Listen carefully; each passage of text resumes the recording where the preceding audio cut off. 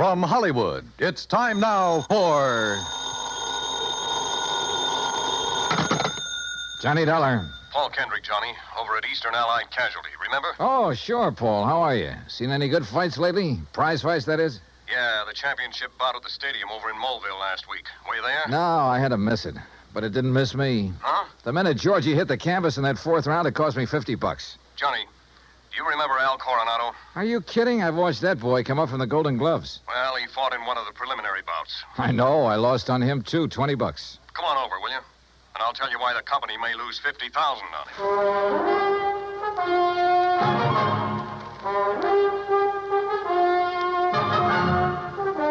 him. Bob Bailey in the exciting adventures of the man with the action-packed expense account. America's fabulous freelance insurance investigator. Yours truly, Johnny Dollar.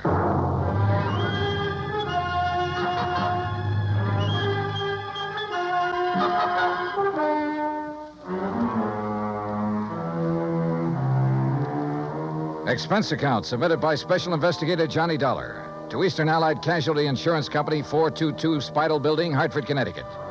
Following is an account of expenses incurred during my investigation of the Squared Circle matter.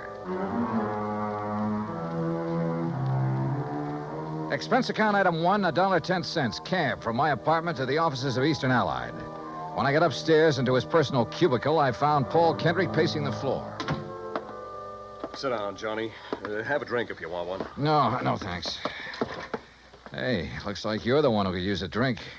What are you worried about? Don't tell me you've been hitting the company till for big money to bet on the fights. Johnny, I'm worried about murder. Listen. I'm all ears. How long since you've seen Al Coronado fight? Oh, 6 months, a year, maybe. But before that, when he was working all the local arenas, you and I were present every time he put on the gloves. So? We knew him when he had reflexes quick enough to... Well, do you remember how he'd show off by picking a fly or mosquito out of the air, grabbing it between his fingers without even hurting it? Yeah, sure. He was no metal giant, not by a long shot, but he had the fastest eyes and hands I ever saw in a man. Right. But something has happened to him, something very wrong, and I think I know what it is. Listen. I'm listening. A few years ago, his manager, Ricky Malone, took out a $50,000 policy on him. Annuity. So what? A lot of managers take out policies on their boys. And then get him killed? Look, Al is fighting again tomorrow night in a small town outside of Joplin. Joplin? Missouri? A little place just across the state line.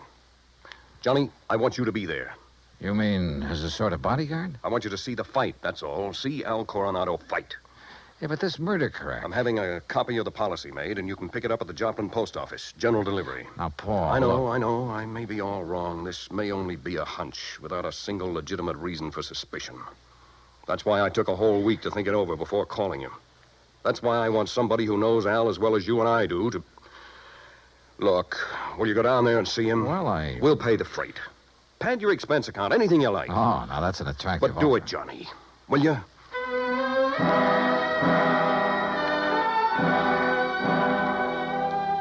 Item 2, another $1.10 back to my apartment to pack. Item 3, $124 even. Plane fare and incidentals to Joplin. By your leave, Paul, the incidentals included a new sports shirt loud enough to startle the whole state of Arizona, an extra pack of razor blades, and a new toothbrush. Also, item 4, $3, flowers for the stewardess, who managed to find me an extra bottle of champagne. I arrived at Joplin shortly before noon, and after checking into a hotel, found that by some miracle, a copy of Al's policy was waiting for me at the post office. A quick glance at it brings up item 5, $4.25 phone call. Well, what do you mean, holding out on you? I thought you said Ricky Malone took out the policy. He did, and pays all the premiums. But the beneficiary named is Frankie Fortina. Now, who's he? I don't know yet. Well, his address is in New York City. You better look him up, will you? I've been trying to. But the last time Fortina was at the address on the policy, it was a racetrack bookie joint. Oh, so that's why you're worried. Well, that's one reason. Well, if you learn anything about him, let me know, will you? I'm staying at the Beverly Arms. Okay, Johnny. Johnny. Yeah? Call me again, will you? After the fight tonight. Sure.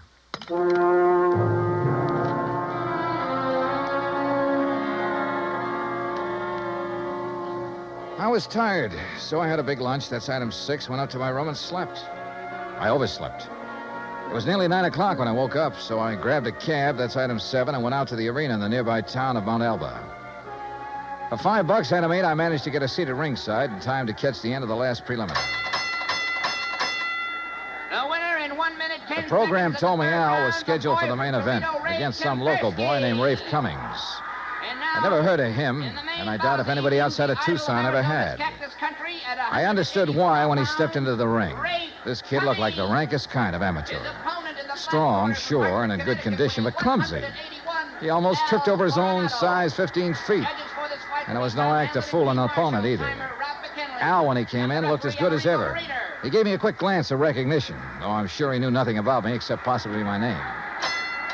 At the opening bell, he came out fast. All the old speed and timing were there. Faint weave and flick out that light, but punishing left. Same old pattern, same old... Wait a minute. Those quick left jabs were only landing about 1 and 4. As though he touched Cummings only when the clumsy ox happened to walk into him. But because of his speed, Al took nothing but a few light ones on the body. He kept his face well out of reach. Oh, yeah, his timing was perfect, but his aim was terrible. Every time he shot out his fist, he was 3-4 inches wide. Then a funny thing happened. At the end of the round, when Al went back to his corner, and remember, Rafe had only tapped him a few times on the body.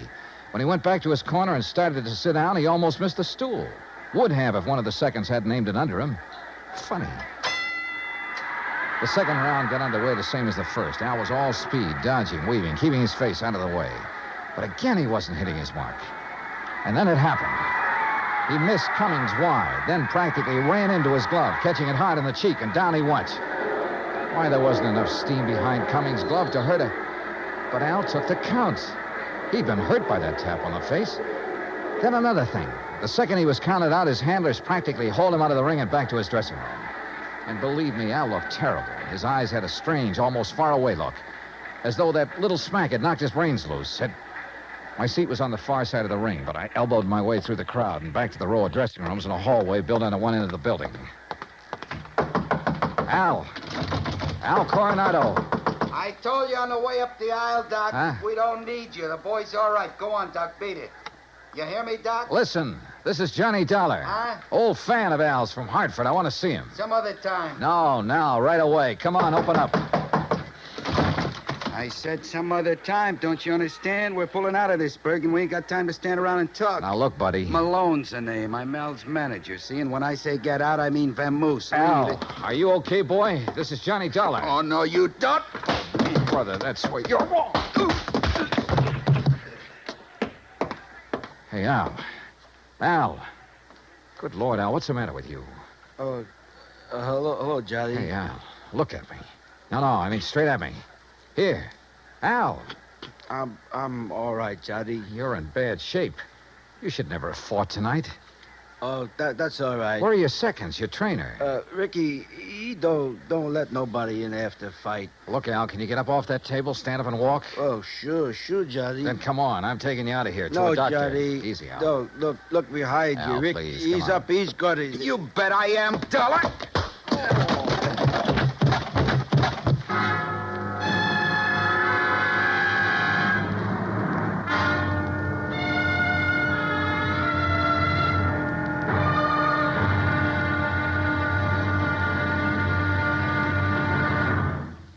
Act Two of yours truly, Johnny Dollar, in just a moment.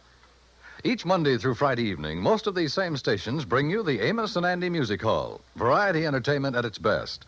For top songs, informal visits with top stars, and for a never-ending supply of fun. Turn your home into the Amos and Andy Music Hall 5 nights a week. Now, Act Two of yours truly, Johnny Dollar, and the Squared Circle Matter.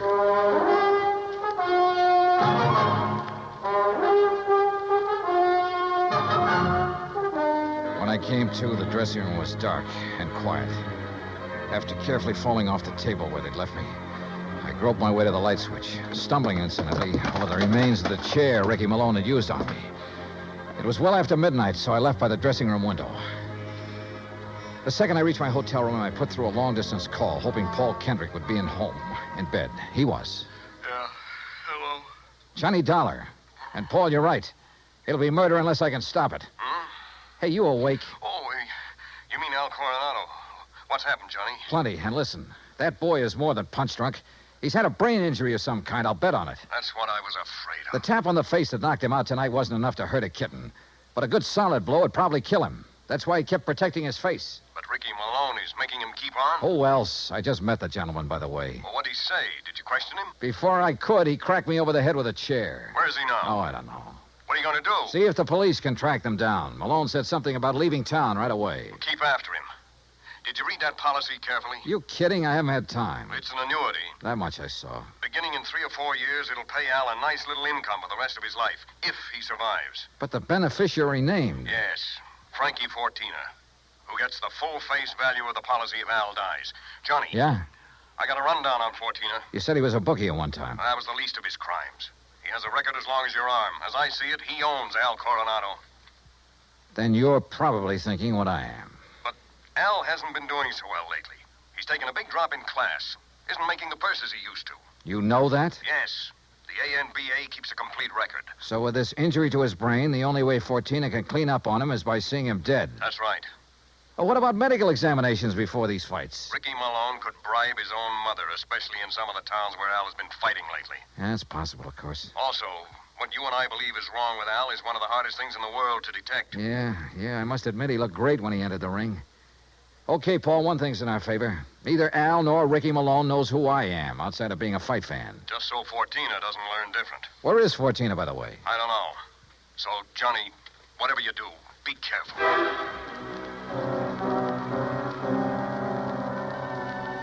Expense account item 9, $370 for a couple of phone calls, some breakfast, and a taxi to police headquarters.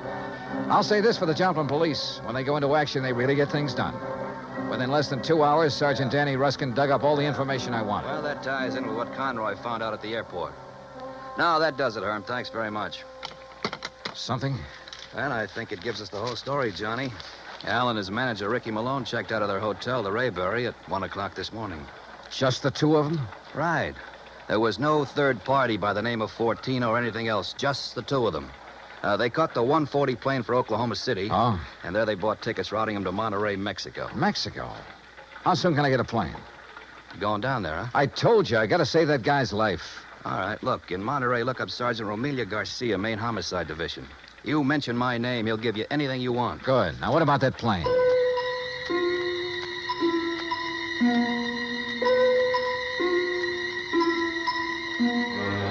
The deal on plane connections turned out to be bad.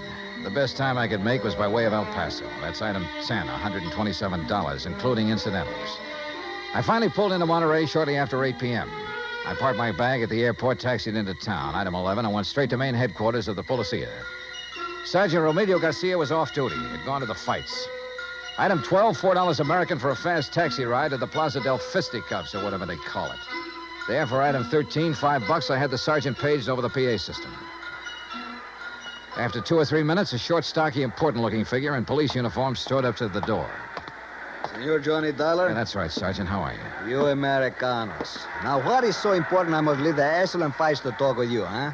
The possible murder of an American fighter right here in your own ring. So what is that to be excited about? Something that happens all the time. It's because the Mexican fight is more better than the Americano fight. So if that is all that is bothering Incidentally, you... Sergeant Danny Ruskin of the Joplin Police. Sergeant Danny. Why do you not say so at the beginning? Well, you didn't give me much of a chance. How is it, my good friend, Sergeant Danny? Pues it's too long I have seen him. Yeah, well, look. Excellent man, Sergeant Danny. When I have trouble with one of our Mexican nationals who escape across the border and go all the way to Missouri, Joplin, it's Sergeant Danny who... But you have a problem, huh? Yeah. A fighter named Al Coronado. Coronado. Oh, but of course, tomorrow night he is fighting here, and he will lose. Why do you say that? Come, look. Here on the, what you call, a billboard, a picture of the man he is to fight. So, El Toro Negro. That sounds more like the name of a bull than a... Holy... See, big man, is he not? Is this picture real? 240 pounds, senor. But Al Coronado only weighs in at 181. See, El Toro, big man. And Senor Dollar, he is a killer. Our best. 3 men he's knocked out of the ring. But nobody hurts him, so no wonder you worried. Sergeant, unless you and I can stop it, that won't be a fight tomorrow night. It'll be a premeditated, cold-blooded killing. Oh? How so?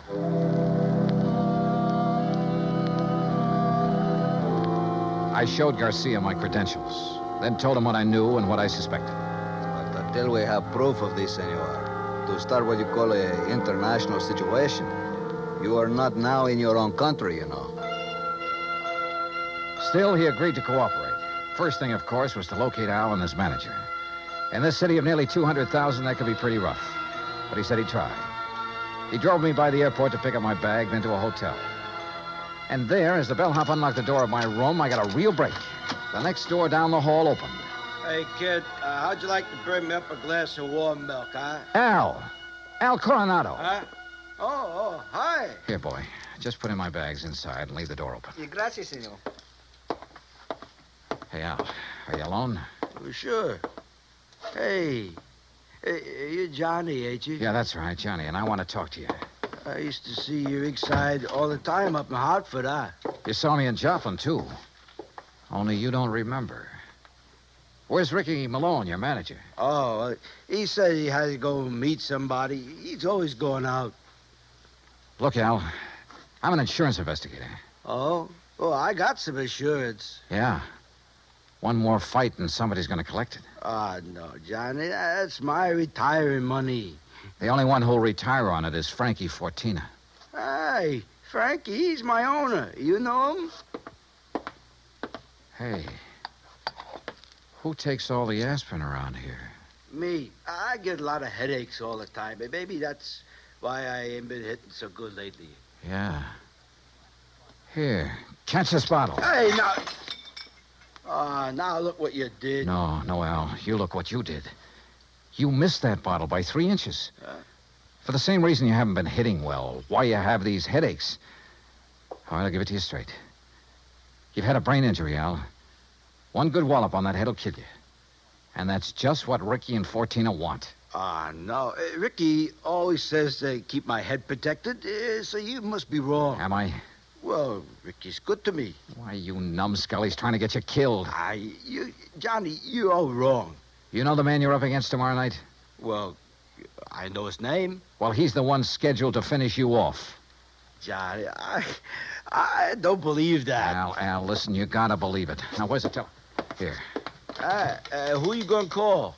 Hello, this is an emergency. Get me Sergeant Romilio Garcia at Central Police Headquarters. Cops? That's right, Al, and a doctor. No, look, Ricky says to stay away from doctors. All they can do is stop you from ever fighting again.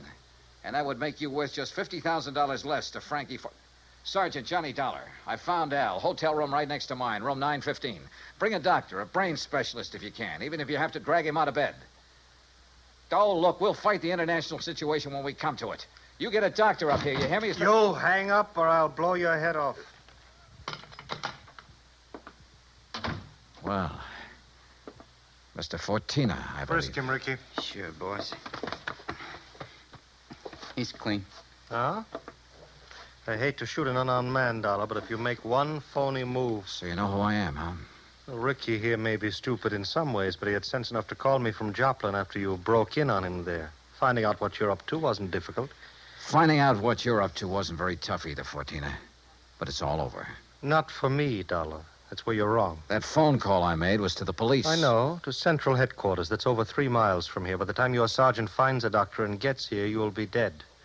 And I will be gone. Have you forgotten that you have a border to cross, you Fortina? Think I'm stupid? Frankie Fortina has never been here. Has never been even in Mexico.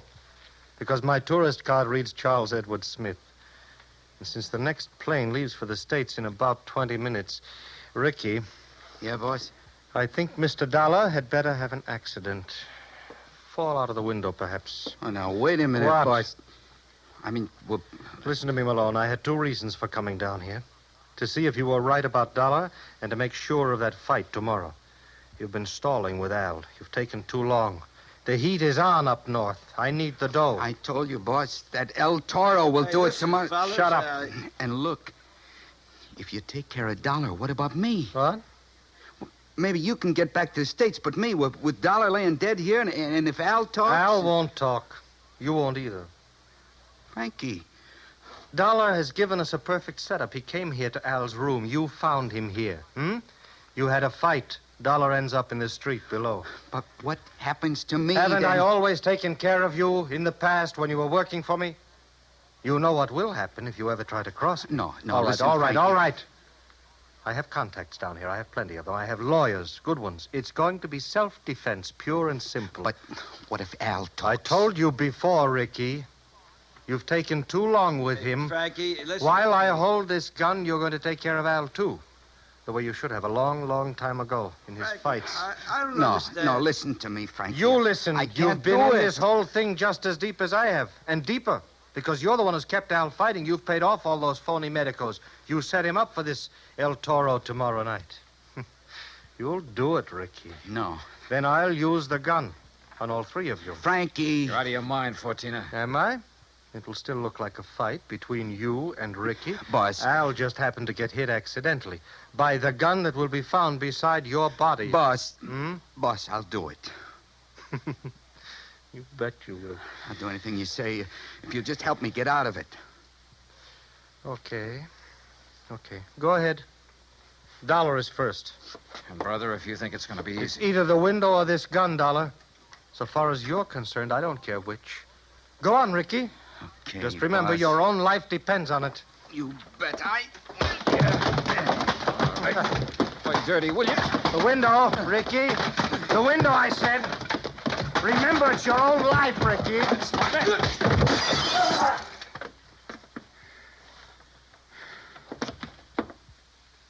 All right, Fortina. So you have got a gun? Al.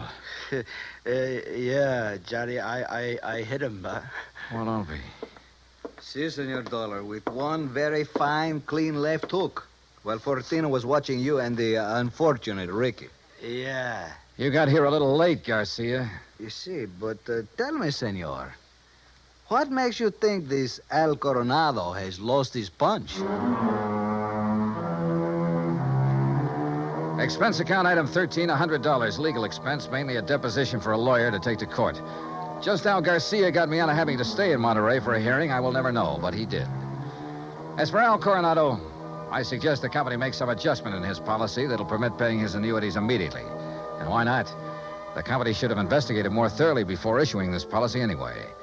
And if it doesn't show a little heart, well, I'm sure it will.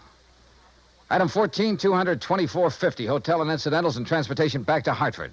Expense account total, $491.20. Yours truly, Johnny Dollar.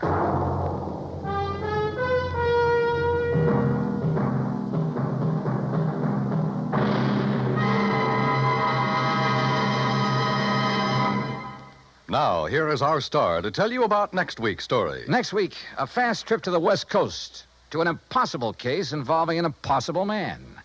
Join us, won't you? Yours truly, Johnny Dollar. Yours truly, Johnny Dollar, starring Bob Bailey, originates in Hollywood. It is produced and directed by Jack Johnstone, who also wrote tonight's story. Heard in our cast were Harry Bartell, Herb Ellis, Victor Perrin, Jack Crucian, Les Tremaine, and Lawrence Dobkin. Musical supervision is by Amerigo Marino. Be sure to join us next week, same time and station, for another exciting story of yours truly, Johnny Dollar. Stay tuned for 5 minutes of CBS News, to be followed over most of these same stations by the FBI in Peace and War. Dan Cubberly speaking.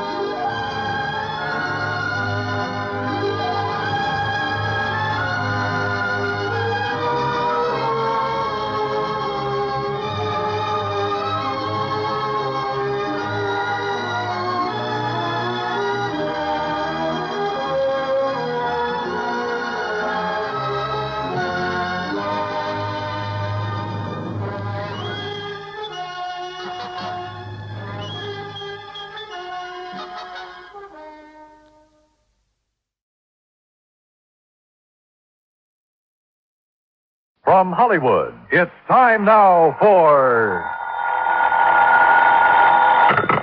Johnny Dollar. The bases are loaded and there's nobody What? And you're pitching, Johnny boy. Bert McGraw. Yep, right as rhubarb. What's in your mind, Bert? You and a job you didn't finish. A job I didn't... What are you talking about? The Mason-Dixon matter, remember? Well, sure. Ruth Dixon's body was found on Newport Beach. But you didn't find out who killed her, Johnny. I figured that was a job for the police. They want to talk to you about that. And so do we. Oh? Yeah, Ruth Dixon was insured with our company. For how much? $1,000. 1,000? You don't expect me to go back to Newport for the commission I'll make off that, do you? Nope. But if you'll go, we'll foot the bill. Oh, how come? Tell you when you get here. Interested? Yeah. Now.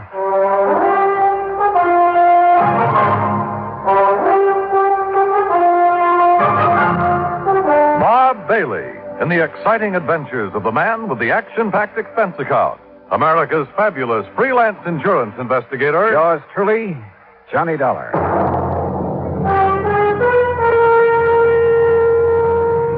And now, Act One of yours truly, Johnny Dollar.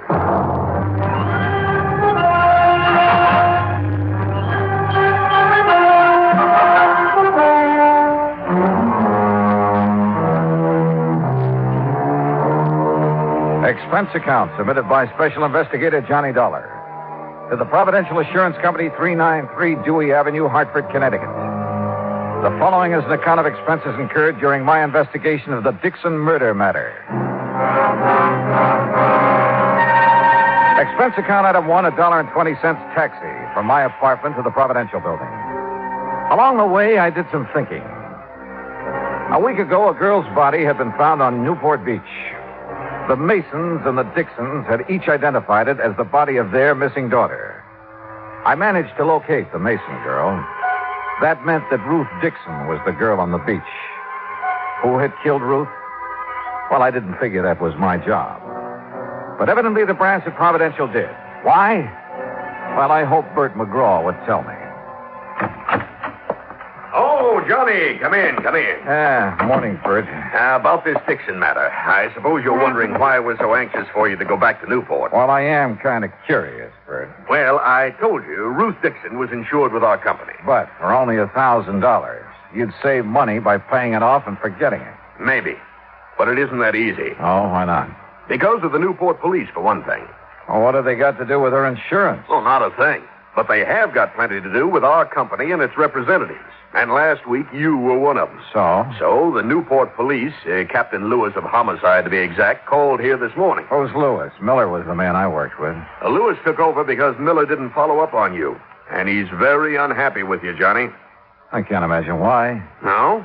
Well, Captain Lewis says you left Newport without giving his office all the information you had on the Mason girl. The Mason girl? What's she got to do with the Dixon investigation? Well, how should I know? Darla Mason didn't even know Ruth Dixon. Lewis says different. But that's beside the point. We can't afford to have any police department in this country feeling the way the Newport boys do about our investigator. Oh, come on now, Bert. It isn't at all that serious. Johnny, we have to have police cooperation. And we can't force them to cooperate, so we try to build up a sufficient amount of goodwill. But, Bert, No, it's too late to apologize. Who's apologizing? Captain Lewis chewed out my boss. My boss did it to me, and I have orders to do it to you. Okay, so get it over with. Well, I'm almost through. Except that no matter what it costs us, it's going to be worth it to have goodwill restored.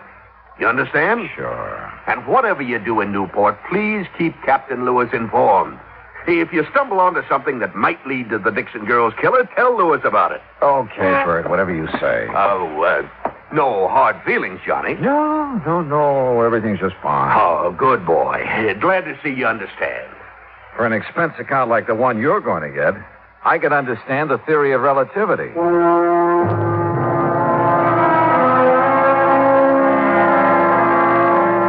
I took a cab back to my apartment. That's item 2. Item 3, $18.50, transportation to Newport, Rhode Island. After checking into the Ogden Hotel, I called headquarters. Captain Lewis wasn't in, so I left a message asking him to call me. Then I called the girl in question, Darla Mason. Johnny, hi. What are you doing back in Newport? Oh, just winding up a little unfinished business. Nothing to do with me, I hope. No, not a thing. Darla. Yes? If you're not busy tonight, why don't you meet me for dinner? Why, Johnny, I'd love to. Fine. You say where? about the yacht club at 8? Good.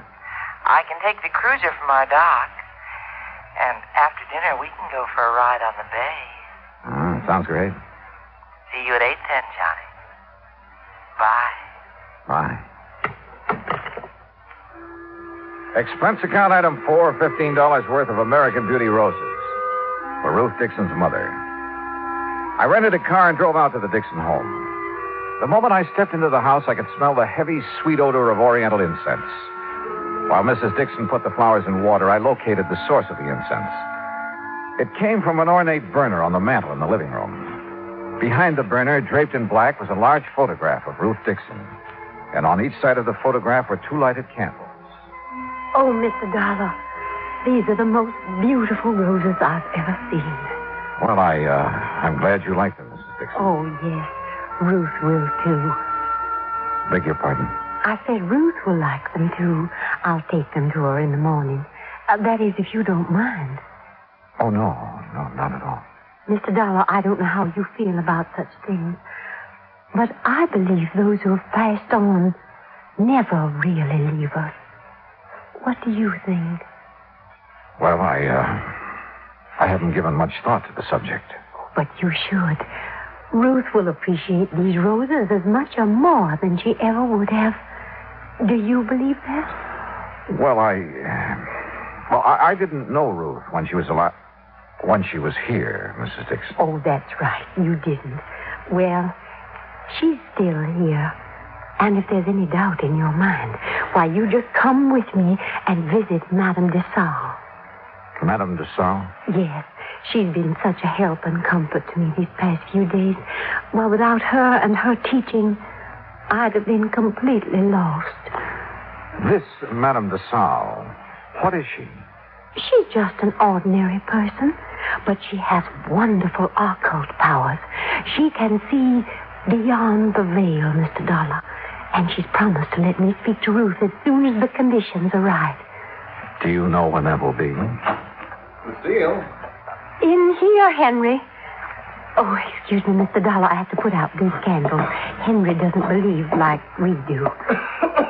My, you've been at it again, haven't you, woman? Now, Henry. Open the windows. Get the smoke and the smell out of... Oh, Mr. Dollar. Afternoon, Mr. Dixon.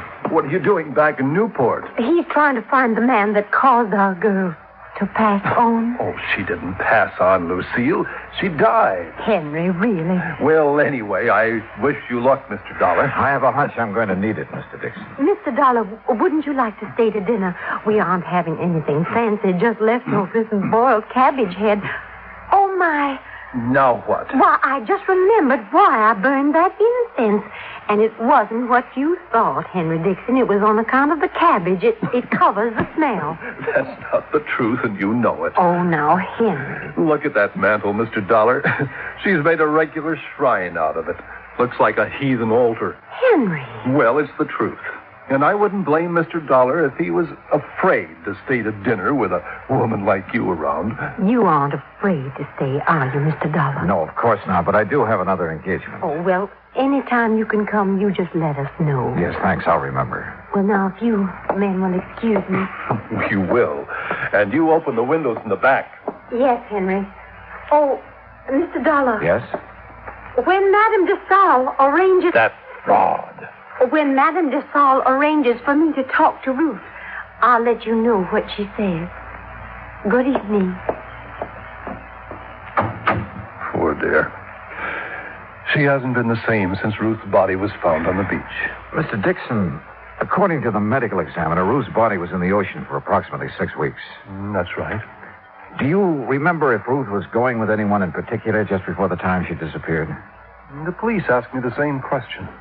I couldn't answer it. You mean you don't remember? I mean that Ruth wasn't a girl to be tied down to one man, and any more than she's content to live like she had to after my health failed.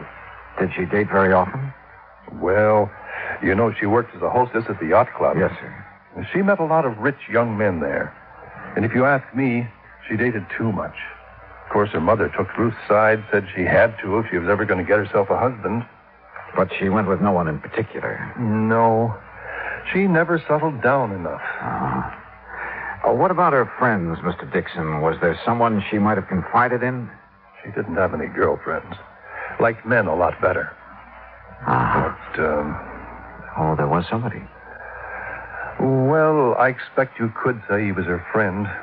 Too old to have been a boyfriend. Besides, he doesn't have enough money. Who is he? His name's Sam Hood. He runs a small craft repair shop down by Viking Beach.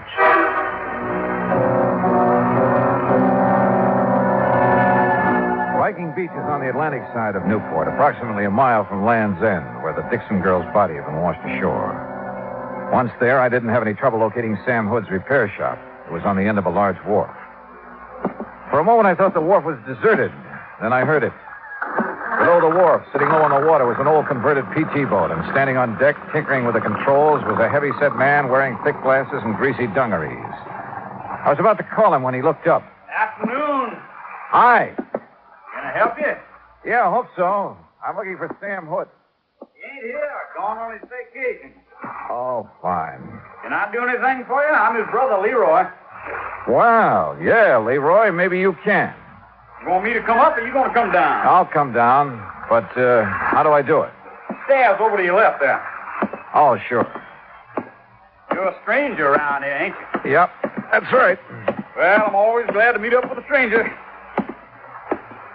This is such a little bitty place. Most everybody along the waterfront's heard everybody else's stories so many times till they're sick of it.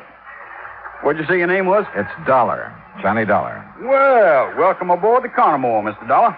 Connemore? That's an odd name for a boat. Sure is, ain't it? But I found it in a book. Sure fits her, and me too. What's your line, Mr. Dollar? I'm an insurance investigator. Well, now, that must be mighty interesting work. Yeah, sometimes. You chew tobacco? No, thanks. Oh. Well, I got a brand new plug of brown mule here. Ain't had it out of the wrapper. So if you want some... No, thanks, Roy. You sure missing something? Yeah. Yeah. Ooh. Man, my tooth. You want to take a look around? Go ahead. Of course, the Connemore ain't no fancy yacht. Excuse me, what did you say? I said the Connemore ain't no fancy yacht, but she's all mine and Sam's, and I'm proud of her. Oh. Where did you say your brother was, Leroy? Sam? Oh, he's visiting our folks down in Augusta. I would have gone too, but somebody had to stay in mind the store. Yeah. You know when he'll be back? Not for sure. But anything Sam knows about, so do I. We got real runny mouths in our family. Tell me, Leroy, did you know a girl named Ruth Dixon? No one just to tip my hat to. But Sam did. Yes, sir. That gal and Sam, they used to sit up there on the wharf looking out toward Gooseberry Island, and they talk. You know what about? Nope. Get off that railing, you whitewash brother! Leroy, you told me a moment ago Sam couldn't keep a secret. Well, he said she was full of dreams. Man, you asked me, she wasn't nothing but another two-timing, just like all of them. Oh, that's not a very good opinion of her, Leroy. I can't help it. Sam was crazy for her, but she didn't even let on like she knew it. How did your brother take the news of her death? Oh, just awful. That why he left town? Yep. Does Sam own a .38 revolver, Leroy? Oh, sure. Most everybody who has a boat owns something like that. But, hey, wait a minute. You getting ideas? No, just asking questions. Oh. Well, Sam couldn't have killed her. I know it. What makes you so sure? Well, 'cause he's my brother. And how he was so broke up when he heard about Ruth. Why would you suppose anybody'd want to put a bullet in a pretty gal like that? I don't know, Leroy. I don't know. I asked him a few more questions, watched him chase the seagulls off the railing once more, then left. At 7:45, I was sitting in the yacht club bar waiting for Darla Mason. At 8:30, I was still waiting. And at 9:30, I gave up and went back to my hotel. I hadn't been in my room 10 minutes before someone started pounding on the door. Dollar, you in there? Yeah, who is it? Captain Lewis, open up. Well, good evening, Captain. Nothing good about it. Huh? Fine thing you pulled. You come over here to help, then you go gallivanting off where nobody can find you. I called your office as soon as I hit town. Because the people you're working for in Hartford told you to. Now, look, that insurance agent said you were skeptical about there being a connection between the Mason and the Dixon. I still am. Now, you won't be when I tell you what happened early this evening. Okay, so what happened? Darla Mason was shot, and the bullet came from the same gun that killed Ruth Dixon.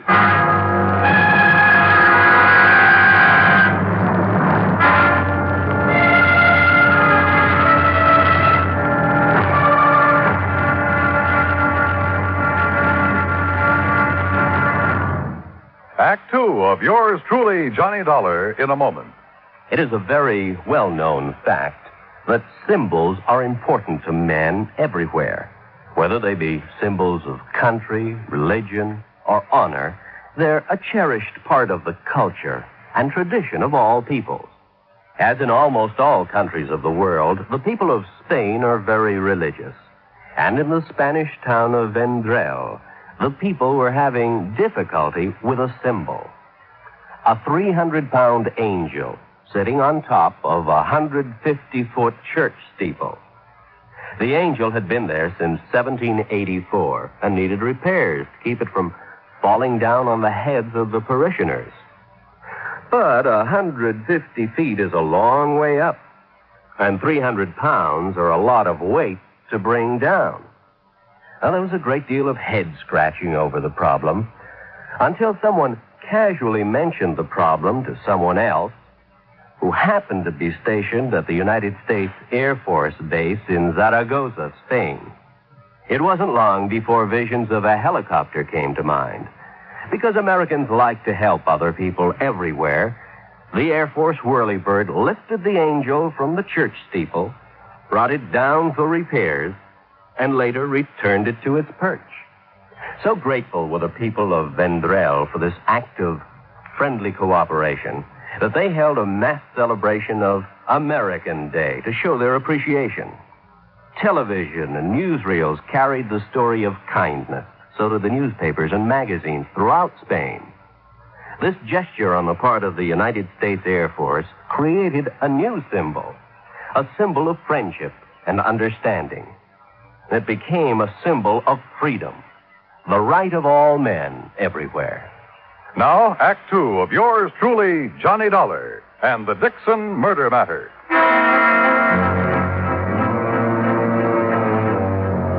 Expense account item 6.20 for 2 cups of coffee at the Eat Right Cafe near my hotel, where Captain Lewis proceeded to give me the details surrounding the shooting of Darla Mason. She had been on her way down to the Mason boathouse, where she'd planned to take the cruiser across the bay to the yacht club. As she neared the boathouse, someone had fired at her, and the bullets that wounded her came from the same gun that killed Ruth Dixon. So there was a connection between the Mason and Dixon girls. And if you want more proof, I have it. Like what? Well, they both spent a good deal of their time at the yacht club. Yeah, but for slightly different reasons. Ruth worked there before she was killed. But she must have known Darla Mason. No, that's no good, Captain. You go to the district attorney with that kind of evidence, and he'll throw you out of his office. He'll want proof they knew each other, and how well. Yeah, I suppose. What about Darla? When can we see her? Well, the doctors tell us we can. She still hasn't regained consciousness. Hey, Captain, do you know where the Masons have the work done on their cruiser? Yeah, and that's another thing. That's Sam Hood's place. Have you questioned him? Never had a chance to. According to his brother, he's away on some sort of vacation down Georgia. Left the day the Dixon girl's body was identified. Are you sure he's still in Georgia? Well, I can ask the Augusta police to check up on him. If he is, have them tell him about Darla being shot up and find out if he knew her. Okay. Well, you ready? Yeah. No one was seen prowling around the Mason place tonight, huh? Nobody else was down at the boathouse. Thanks, Johnny. Sure, Captain. And stop being so formal. My name's Pete. Okay, Pete. Well, I guess we've done all we can for a while. I'm not so sure. No, what do you mean? I'm not sure about that either. But I have an idea. Or maybe I ought to call it a hunch. About what? Well, I'd like to sleep on it first, if it's all the same to you. Have I anything to say in the matter? Nope, not a bit. It was late and I was tired, so I did the obvious thing and went to bed. Early the next morning, I called the hospital. Darla Mason had regained consciousness and would recover. But she couldn't be questioned for another 2 or 3 days. So I finished dressing and went down for breakfast. I was crossing the lobby when someone called me. Mr. Dollar. Mr. Dollar. Oh, Mrs. Dixon. I've been waiting to see you. Well, you should have called. I'd have come right down. Oh, no, I was afraid I'd wake you up, and I didn't want to do that. Oh, that's very thoughtful of you. Mr. Dollar, is there some place we can go and talk? Well, there's my room. Oh, no, I mean, well, it wouldn't look right, you know. Oh, yeah, well, then, how about over here? Looks like a nice, quiet corner. Yes, this will do nicely. Mr. Dollar, remember I told you about Madame de Salle? Yes, I remember. Would you like to sit down? Oh, no, I'm too excited to sit. Excited? About what? Well, I've been trying to tell you about Madame de Salle and what happened last night. What did happen? The conditions were right. I beg your pardon? The conditions. They were right. Remember, I told you Madame was going to let me speak to Ruth when the conditions were right. Well, they were last night. Oh. Well, aren't you interested in what Ruth had to say? Oh, yes. Yes, I am, Mrs. Dixon. She told me who killed her, Mr. Dollar. What? Yes, sir. Just as plain, I heard it from Ruth, and there's no doubt about it. It was her voice, all right. Mrs. Dixon, exactly what did Ruth say about the person who murdered her? Oh, Ruth described her to a T. Her? She said it was a woman. Young, dark hair, brown eyes, and a big red scar on the back of her left hand. I see. You seem disappointed, Mr. Dollar. I guess I was doing a little wishful thinking, Mrs. Dixon. Well, wishful thinking or not, Ruth told me who it was that killed her. Oh, her name, too? Well, she didn't know her name. But that big red scar.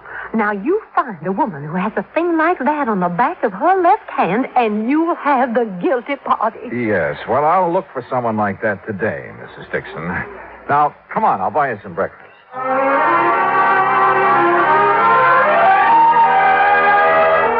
An hour later, back in my room, I put in a call to Captain Lewis.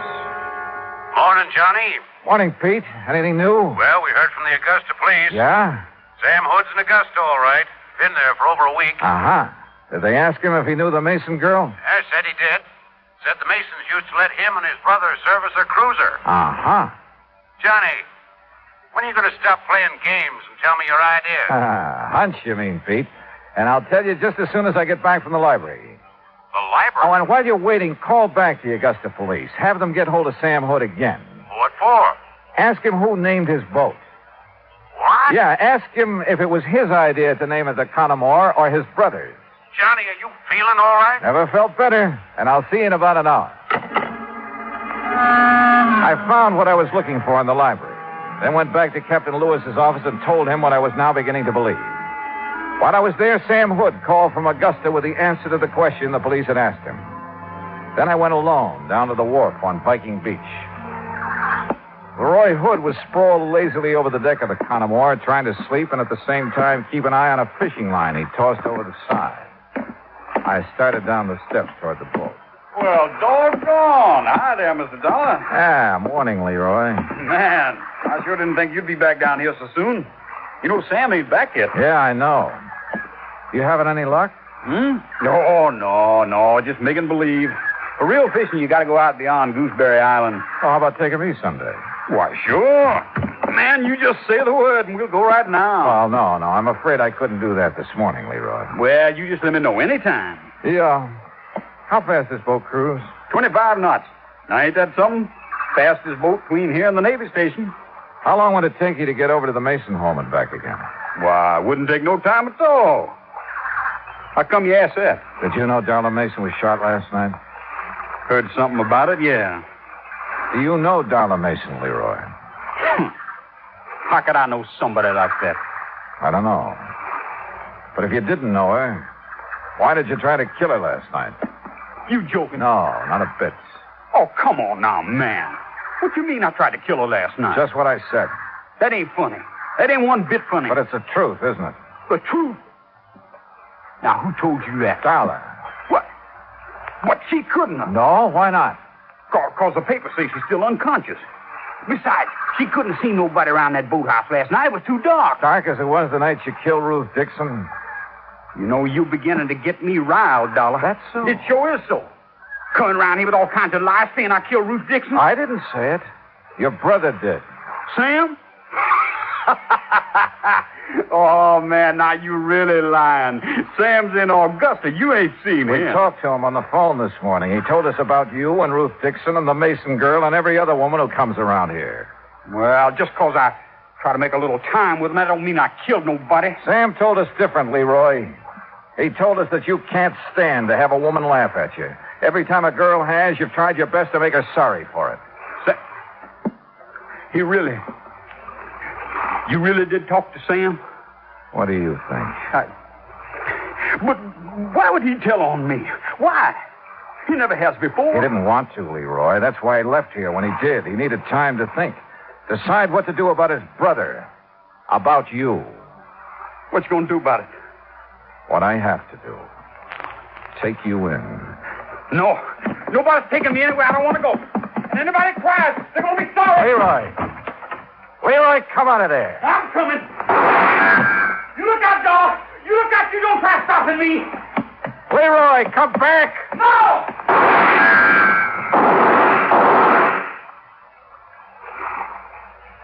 Johnny? You all right? Oh, yeah. I'm just fine. Come on up. All over. Yeah, Captain. I know.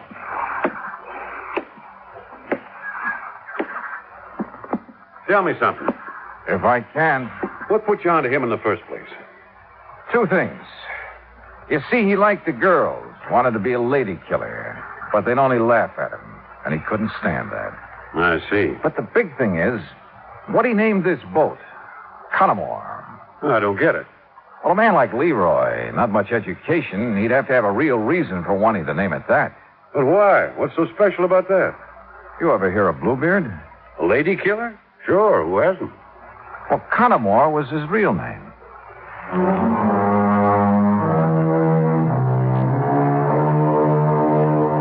I saw Mrs. Dixon late that same afternoon. I'm afraid she was a bit disillusioned, having been so sure that the person who had killed her daughter was a woman. But there was one funny thing. On the back of Leroy's left hand was a long red scar. Expense account total, including car rental, hotel bill, and transportation back to Hartford, $968.20. Yours truly, Johnny Dollar.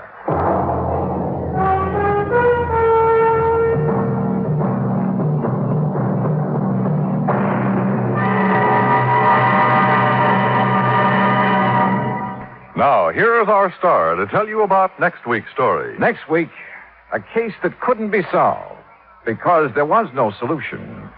And yet, well, join us, won't you?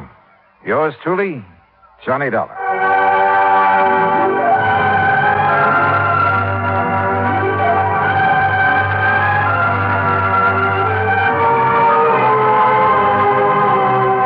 Yours truly, Johnny Dollar, starring Bob Bailey, originates in Hollywood.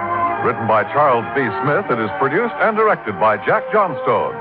Heard in our cast were Gene Tatum, Jeanette Nolan, Frank Nelson, Russell Thorson, Sam Edwards, and Austin Green.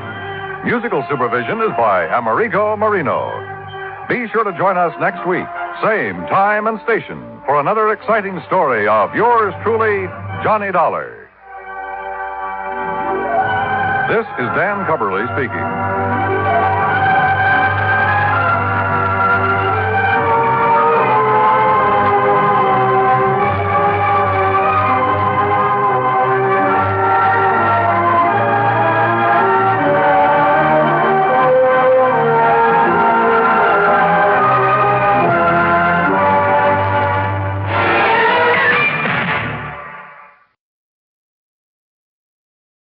From Hollywood, it's time now for...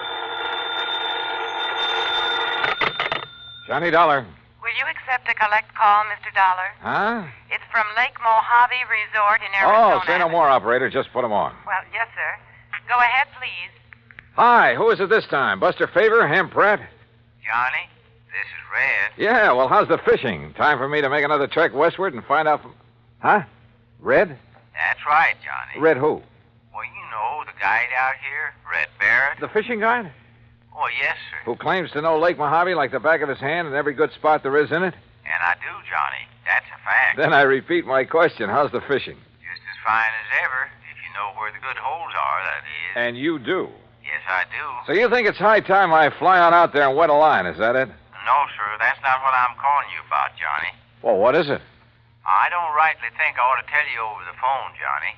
But I think you better come here just about as quick as you can. But unless I know why... I'll tell you when you get here. Well, look, I usually do my traveling on expense account for an insurance company. And you can this time. Huh? What company? The one that insured him, the Greater Southwest Insurance. Insured who, Red? Johnny, I'll tell you all that when you get here. Now look. They tell me there's a plane leaves New York right at high noon. Listen, Red. That'll get you into Las Vegas about 9:45 tonight, okay? Okay, listen. Goodbye, Johnny. Red!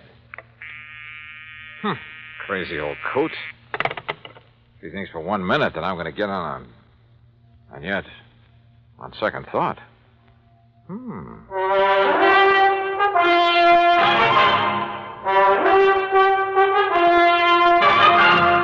Bob Bailey in the exciting adventures of the man with the action-packed expense account, America's fabulous freelance insurance investigator. Yours truly, Johnny Dollar.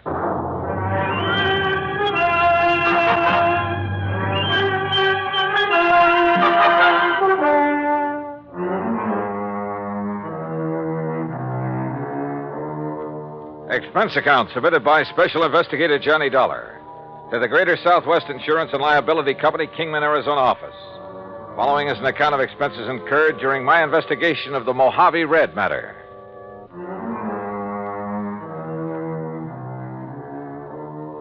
Expense account item 1420, phone call to the Kingman, Arizona office of Greater Southwest Insurance and Liability. On the theory it might be well to check with their agent, Jake Kessler, before going off half-cocked. Hi, Johnny. Haven't seen or heard from you since 2 years ago when you came out here to investigate the murder at the old Midas Touch mine. Yeah, I remember, Jake. Now listen. Yeah? Is everything going along okay these days? What? Well, I mean, no trouble with any of your clients, that sort of thing, huh? Why, not a bit, Johnny. Why do you ask? Just wondered. Well, if I did have, you know who I'd call. No problems at all, huh? I told you, not a... Hey, just what do you got stuck in your craw, Johnny? Nothing. I just... Well? Well, tell me this. Any of your clients, policyholders, have any kind of trouble, accidents, anything like that, over at Lake Mojave Resort lately? Ah, so that's what's eating you.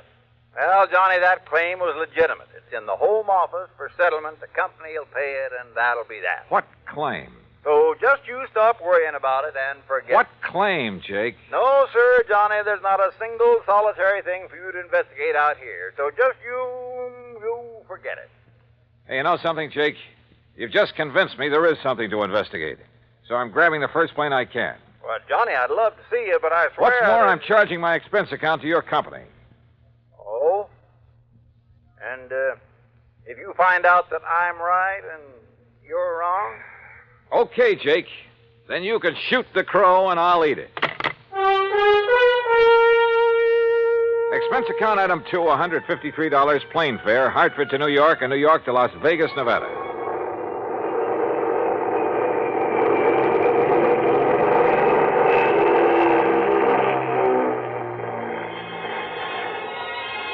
It was 9:45 on the dot as the big mainliner slowly circled down out of the clear starlit sky.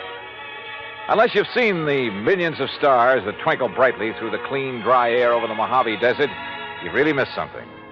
And as we glided down toward the landing strip on the south edge of Las Vegas, the multicolored lights of the fabulous resort town made it sparkle like a vast field of jewels. Beautiful. Yeah, and expensive. That is, if you insist on trying your hand at the gaming tables and the casinos that line the main drag. Believe me, brother, I know. But that's neither here nor there. As I grabbed my luggage and started for the car rental office, a tall, angular man, well-tanned and dressed in blue jeans, high-heeled boots, and 10-gallon hat sauntered over to me. So you wouldn't take my word for it. Oh, Jake. That's right, Jake Kessler in person. And, Johnny, if you're here to investigate the claim on the Hobbs policy, well, there just isn't Hobbs, anything... huh? Well, now I know that much. And suppose you tell me who Hobbs is, or was. I'll tell you all about it, and when I have, you can hop on another plane and go right on back to Hartford. And all at your own expense.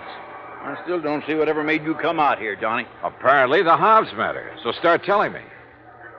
Well, come on, Jake, come on. All right, Johnny. All right, Elmer P. Hobbs, real estate in Los Angeles. Came over to the Lake Mojave Resort about 2 weeks ago, spent a few days fishing with his old pal, the guide they have there. You mean Red Barrett? Yeah. Well, okay, go on. And on Tuesday, a week ago, he rented one of the boats and went out by himself. Apparently, he went up to a place called the Big Basin.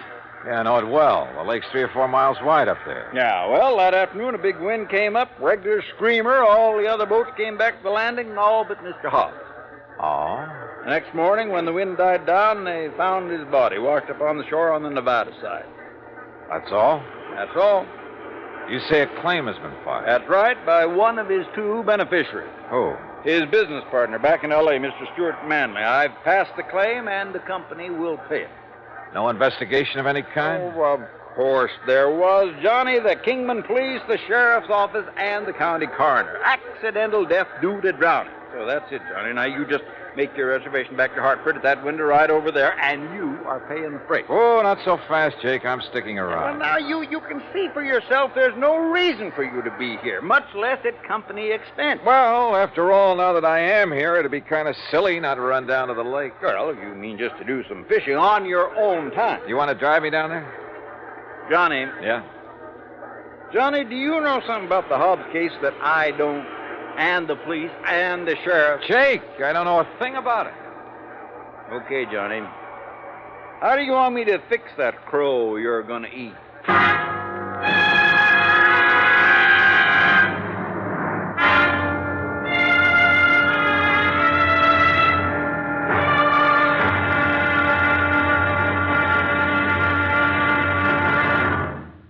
Act 2 of yours truly, Johnny Dollar, in a moment. Our flag now numbers 50 stars, and behind each star there stands yet another flag representing one of the 50 states. Vermont's state flag, in its early form, imitated our national flag, uniquely bearing 17 stripes and 17 stars, with only the inscribed word Vermont to distinguish it.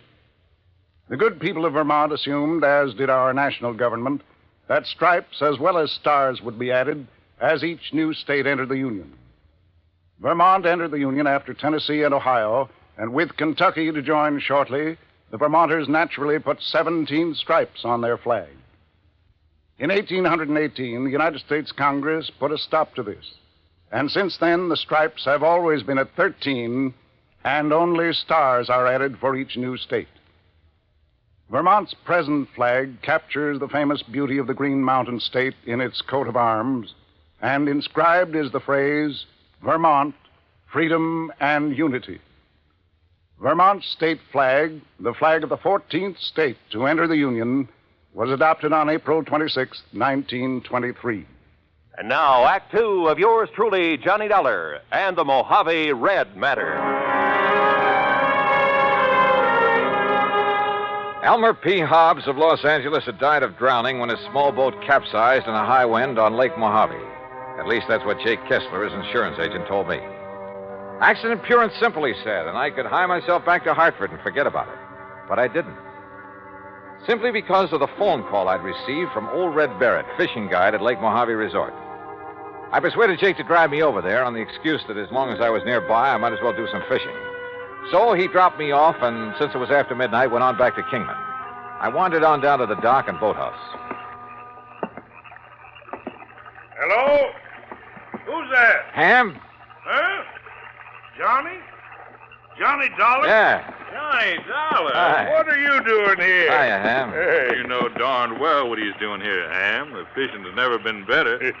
Only how'd you get the word? And how are you, Johnny? Oh, just great, Buster. Did you stop by the office, let Marilyn fix you up with a room? No, because as I recall, old Red usually sleeps here on the dock. Oh, Red. Well, why do you say it that way, Buster? Because Ham and I are wasting good sleeping time down here wondering why he hasn't come in yet. You mean he's still out on the lake? Yes, the crazy But it's as black as the ace of spades out there. And no moon tonight. Buster and I were about to take off and about to look for him. He pulled this very same stunt night before last.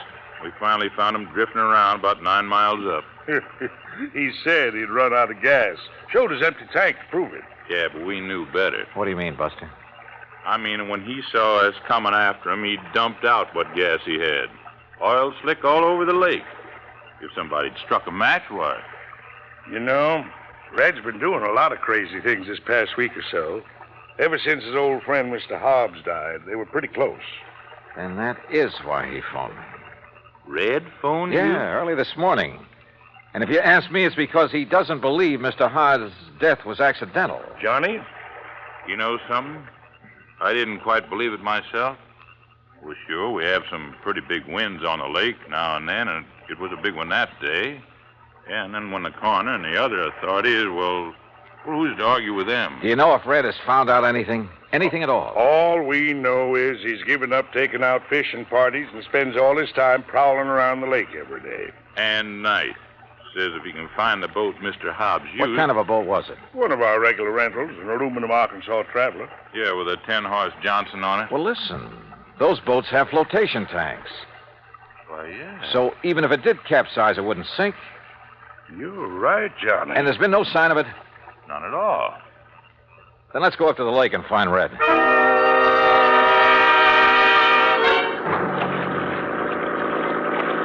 Except for the stars far overhead, the night was black as ink. And the 50-horse outboard skimmed us along at better than 30 miles an hour. Believe me, it was a strange feeling, almost like flying through space. How Buster found his way around the islands, rocky points, and reefs, I'll never know, but he did. Throw your flashlight over to the left, Ham. You ought to be about even with Sculpture Rock. Yep, there it is. And we're coming into the big basin. Will you please tell me how you ever expect to find Red in all this darkness? Oh, don't worry about him. He hears us coming. He'll signal by striking a match or something. Sure, Johnny, no matter how crazy you are, you never let somebody wander around in the dark looking for you out here. Red knows that because he's had to come out and hunt for too many people at night himself. Ham, look. Yeah? On the east shore. I'm swinging over there. Hey, you're right. There's a fire on the beach. Yeah, it must be Red. What's he doing out here? We'll soon find out. Hang on.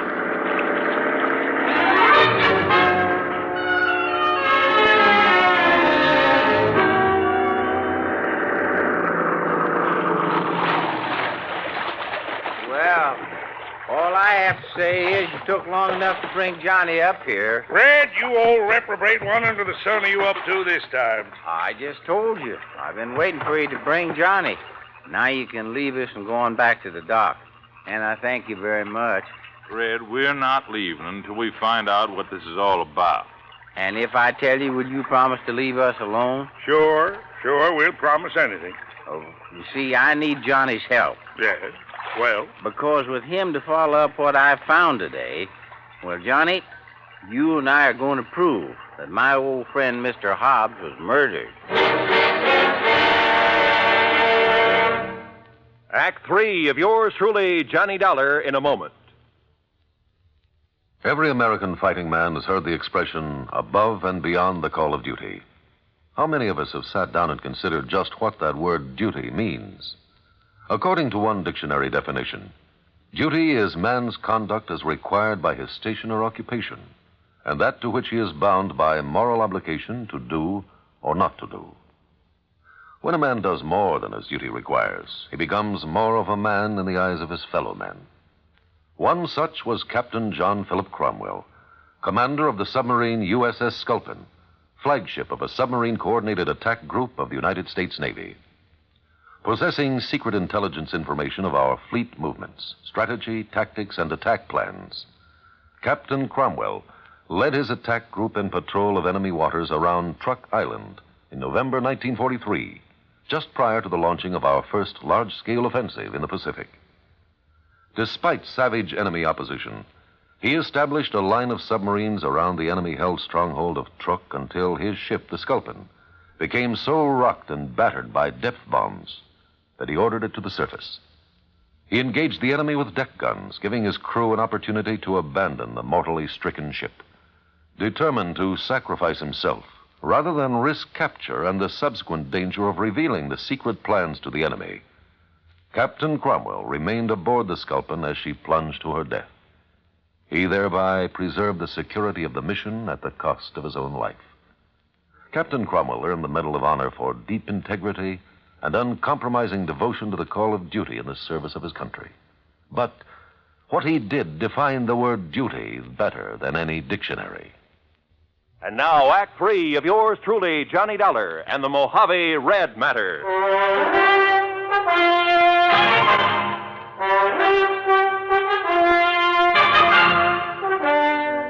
I'll tell you this, Johnny. Red here's one of the wildest, most irresponsible old characters I know when he wants to be. But he's okay nonetheless. And if he thinks you and he can find proof that Mr. Hobbs was murdered, well, he must have a good reason for it. Well, Red? Oh, now, Ham, do you think a man like Elmer Hobbs, knowing the lake the way he did, would ever let the big wind catch him off guard up here in the basin? No, I don't, Red. I know that's the way Buster felt about it, too. Well, I said that to you myself, Red. But now, what's this proof you have of murder? Well, Ham and Buster, aren't you going on back now that I've told you why I wanted you to bring Johnny here?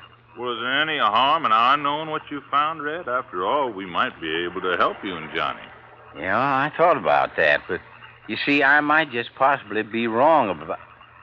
Well, I might just be wrong, and I wouldn't want to be ashamed in front of a lot of people. By a lot, you mean 3. Well, that's 3 times as many as just Johnny here. Oh, well, now look, No, Red. Johnny, he means it, so Ham and I'll go on back to the dock. But I still don't see what difference it Johnny, when you get to know Red as well as we do, you'll stop trying to figure out the whys and wherefores of some of the things he does and what makes him tick. But you'll also learn that in the long run, no matter how unorthodox some of those things are, well, oh, come on, Buster. Right.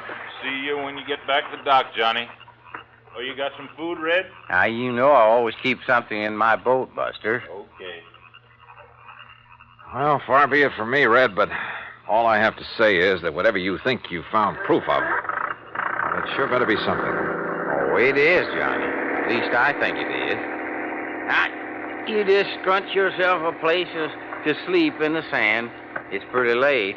Huh? Well, it took you so long to get here, and we can't see anything in the dark anyway. Oh, now look, Red, for heaven's sake. Good night, Johnny. Sleep well. And that was the end of our conversation. And I began to wonder if Jake Kessler hadn't been right in the first place. If I hadn't come out here on a wild goose chase after all. But the more I wondered and thought about it, with nothing but the warm desert night about us, and the twinkling stars, the magic sound of fish jumping in the lake, the sleepier I got. So I slept. The smell of bacon frying over the campfire awakened me, although the sun still hadn't shone over the mountains that border the eastern side of the lake. Douse your face in the lake, Johnny. Then grab yourself some of this bacon and egg. I did as I was told. Then, squatting in the sand in front of the fire, stuffed away a hearty breakfast of bacon, eggs, and pancakes made from sourdough.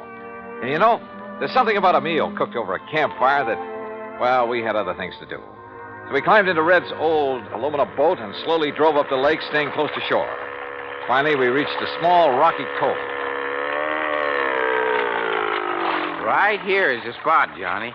This little cove. The spot for what, Red? You know, you still haven't told me. You see there? You see where somebody has climbed up the rocks? No, but I'll take your word for it. Well, he couldn't have climbed up off of the water, so he must have climbed out of a boat. So? And there's footprints leading away across the desert. And, Johnny, they aren't Elmer Hobbs' footprints, no, sir. So somebody climbed out of a boat here for one reason or another and took a walk into the desert. The man who killed Elmer Hobbs. What makes you think so? Look down over the side, in the water. Yeah, a boat sunk down there. That's the boat that Elmer had. Can you see it clear? Yes, very. Then you can see it wasn't damaged enough to sink it. Not that boat. You're right, Red. Particularly since it has flotation tanks. But it's down there. It's sunk. So you better strip to your shorts, Johnny. Yeah. I'll go down and take a look. Me? I already have. But I want you to look, Johnny. And remember, I knew everything that Elmer had in his boat when he left the dock. Remember that. Okay. And you're sure the footprints leading into the desert couldn't possibly have been made by Mr. Hobbs? That I'll swear to, Johnny, by all that's good and holy. Now then. Now, slip in easy so you won't disturb the water too much. I took a deep breath, surface dived, and swam down to the sunken boat. And the water was clear, and I could see plainly. And I saw that Red was right. I bobbed back to the surface. Did you see him? The cut? Yeah, Red. Those flotation tanks were slashed open with an axe or a sharp, heavy tool of some kind. But Elmer had no axe on that boat. So it was somebody else, Johnny. Somebody who murdered him. Yeah. And then sank the boat. Red, I'm afraid you're right. Elmer Hobbs was murdered.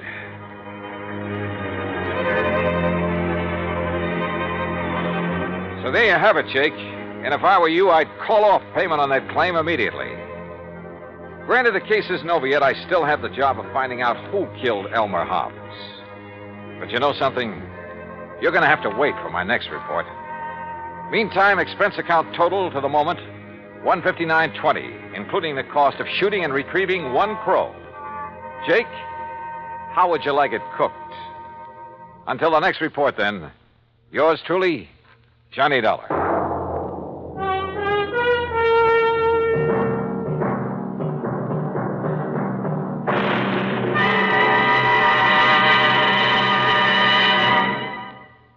Our star will return in just a moment. Our flag now numbers 50 stars, and behind each star there stands yet another flag representing one of the 50 states.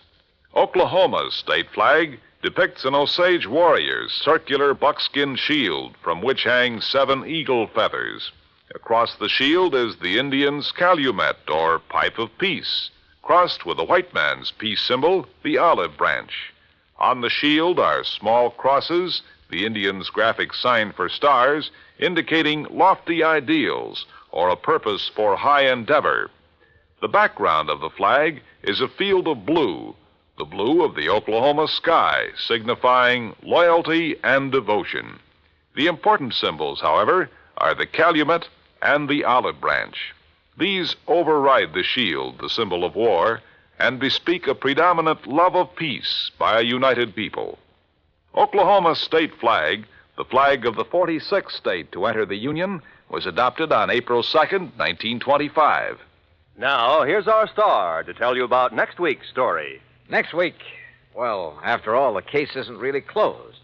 But it will be next week, believe me. Join us, won't you? Yours truly, Johnny Dollar.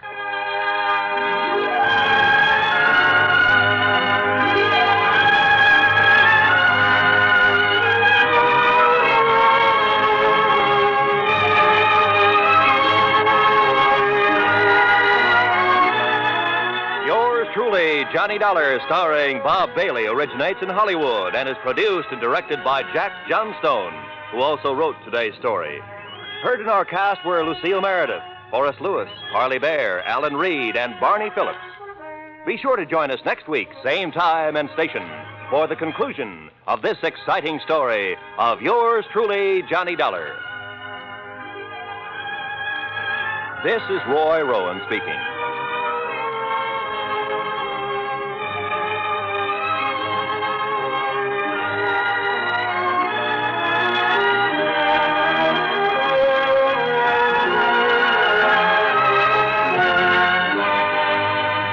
This is the United States Armed Forces Radio and Television Service.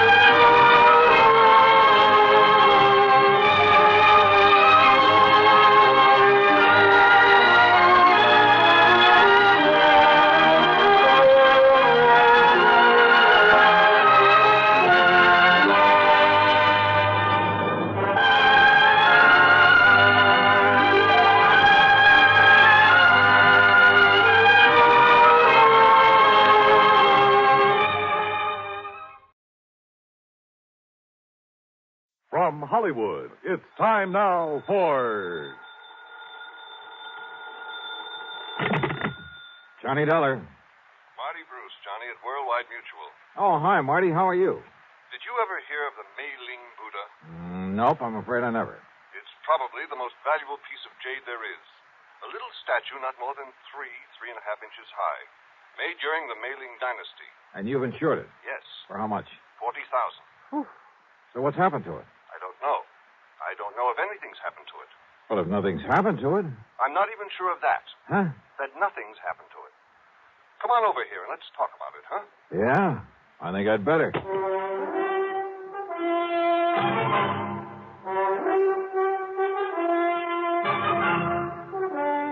Bob Bailey in the exciting adventures of the man with the action-packed expense account. America's fabulous freelance insurance investigator. Yours truly, Johnny Dollar.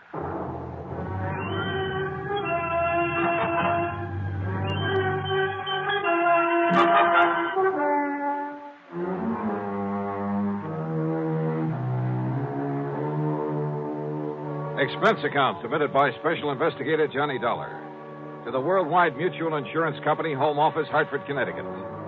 Following is an account of expenses incurred during my investigation of the Mei-Ling Buddha matter.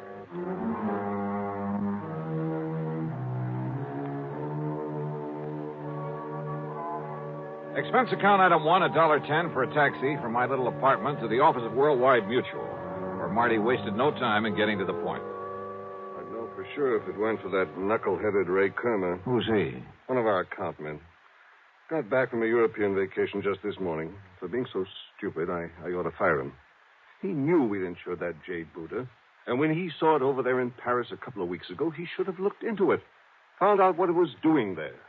Doing just exactly where, Marty? In a dingy little antique shop, somewhere on the Rue de la something or other. He didn't even have sense enough to get the address or the name of the place. Oh, where was it supposed to be? Locked up in the home of the late Darrell Harcourt up in Boston. And of course it isn't. Well, that's the point. I don't know. There's been no report of a theft. Well, if somebody's seen it in Paris... Is that Buddha pretty well known among collectors and so on? I told you. It's probably the most valuable piece of jade in the whole world. Then let me use your phone. Sure, here. But if we don't even know what shop or where it is in all of Paris... Just leave it to me. My phone call was to a slimy little character whose name is de Marsac, but who calls himself the Chagris, the gray cat, who knows the Paris underworld like the back of his hand. He'd been a lot of help to me some months before in locating a painting that was stolen from my good friend and the actor and art collector Vincent Price. Certainement, Monsieur Dollar. If you are willing to pay me well. If you can dig up the information I want, I'll mail you a check for $100 American immediately. Oh, no, Johnny. Only 200? What you call bucks for my inestimable services? Oh, Monsieur. Okay, 200. Now listen. There's a little idol, the Mei-Ling Buddha. Yes, I know it well. Oh? I saw it only this morning, here in Paris. Where? At the shop of Monsieur Dubuisson on the Rue des Pas de l'Amour. Yes, it was smuggled in only a few weeks ago. And the price on it? Well, for such a rare and exquisite piece, most reasonable. How much? 32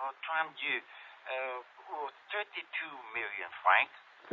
That's around $80,000, so it must be the McCoy. You wish me to, shall we say, obtain it for you? You mean steal it? But of course, monsieur.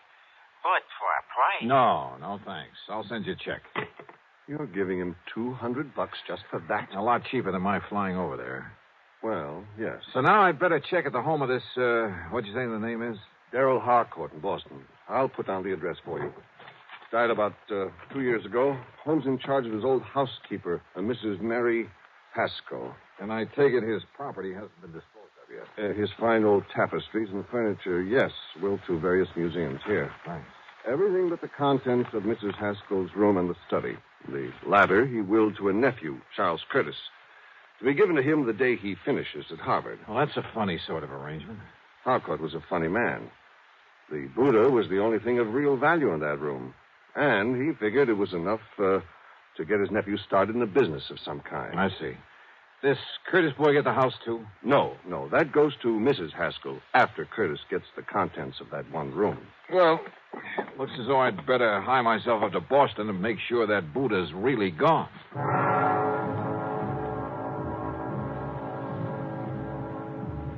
Item 2, the $200 check to my informant in Paris, who was sure he'd seen the Mei-Ling Buddha, was sure it had only arrived there recently. But if so, why hadn't it been reported missing from the home of the late Darrell Harcourt up in Boston? Item 3, $50 deposit on a rental car. When I reached Boston, I headed west on Beacon Street, a couple of miles beyond Kenmore Square, and there on a little side street found the Harcourt home. It wasn't much of a place anymore. The lawn and garden had been neglected, and the building itself was in need of repair. The doorbell was the old-fashioned kind. Yes? Mrs. Haskell, I'm Johnny Dollar, insurance investigator. Oh, of course. Do come in, Mr. Dollar. Rather dismal, desolate, isn't it? You live here all the time? I am responsible for this house until the terms of the will are fully met. That's when Charles Curtis finishes school. Yes. Of course, my own quarters at the back are as tidy as they've always been, and Mr. Harcourt's study is exactly as it was when he passed away. I want to see that study, Mrs. Haskell. Oh, no, Mr. Dollar. It's to be left as it is until Master Charles opens it to claim his inheritance. You're talking about the Mei-Ling Buddha. And the furniture and books and things. How long since you've seen that little jade idol? Why, not since Mr. Harcourt died. I locked the door, and it hasn't been opened since, except that Well, I'm sorry, but I have to look around in there. But, Mr. Dollar... You have the key? Of course. I keep it on this chain about my neck at all times. Let me have it, please. But, Mr. Dollar... Listen, I can get a court order if necessary, but it would only waste time. But how am I to know if you're even... Well, that is... Here, my credentials. I'm a fully authorized agent of the company that insured that Buddha. But I'm responsible. Has it occurred to you, Mrs. Haskell, that the Mei-Ling Buddha might possibly have been stolen? That's impossible. Is it? Okay, where's the study? I'll go with you. By all means. And I'll open the door. Here, now. This door looks a couple of inches thick.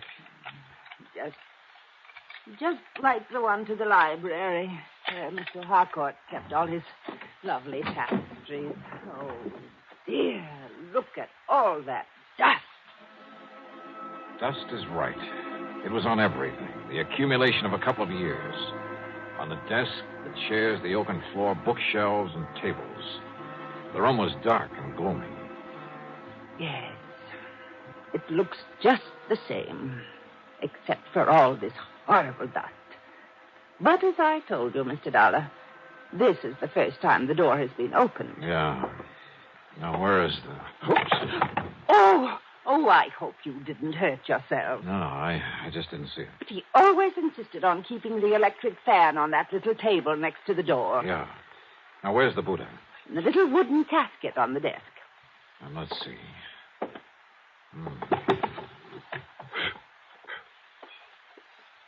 Now...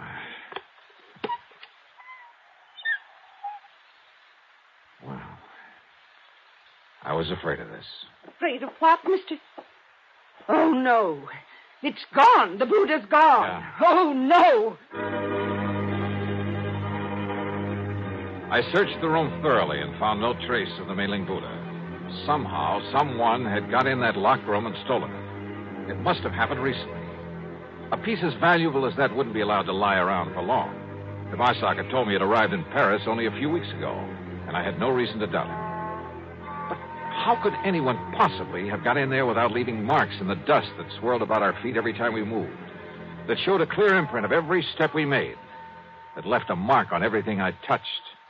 Oh, dear, Mr. Dollar, this is terrible. You're sure you have the only key to this room, Mrs. Haskell? Yes, it was entrusted to me to prevent this very thing. Oh, dear. What about the nephew, Charles Curtis? No, I'm sure he's never had one. You think he could have got hold of yours and had a copy made? No, impossible, Mr. Dollar. Oh, dear. Where is he? At school at Harvard. I think I'd better see that boy. Well, certainly you can't think that Master Charles did this. I don't know what to think yet. Tell me, you're absolutely sure you've let no one in here since Mr. Harcourt died? You can tell by the dust over everything that no one has been in here. Not for years. You're sure of that? Absolutely. Well, except for the federal tax man, of course, the appraiser for the estate. Oh? When was that? A month or so after Mr. Harcourt passed away.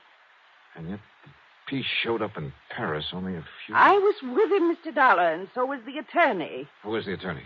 Mr. Howard Bancroft in town. Do you have his address? His office is just off Copley Square. Uh-huh. Then I've got two people to see, Charles Curtis and Howard Bancroft. Mr. Dollar, about Master Charles. He's a good boy. Oh, yeah, I'm sure. You simply can't think that he... And anyhow, no one could have gotten here without leaving a trail. Mr. Dollar... Now, look, I want you to close up this room again and leave it closed. I'll be back. Please, Mr. Dollar. About Charles, listen to me. Maybe later, Mrs. Haskell. Later? Yeah. After I've talked to him.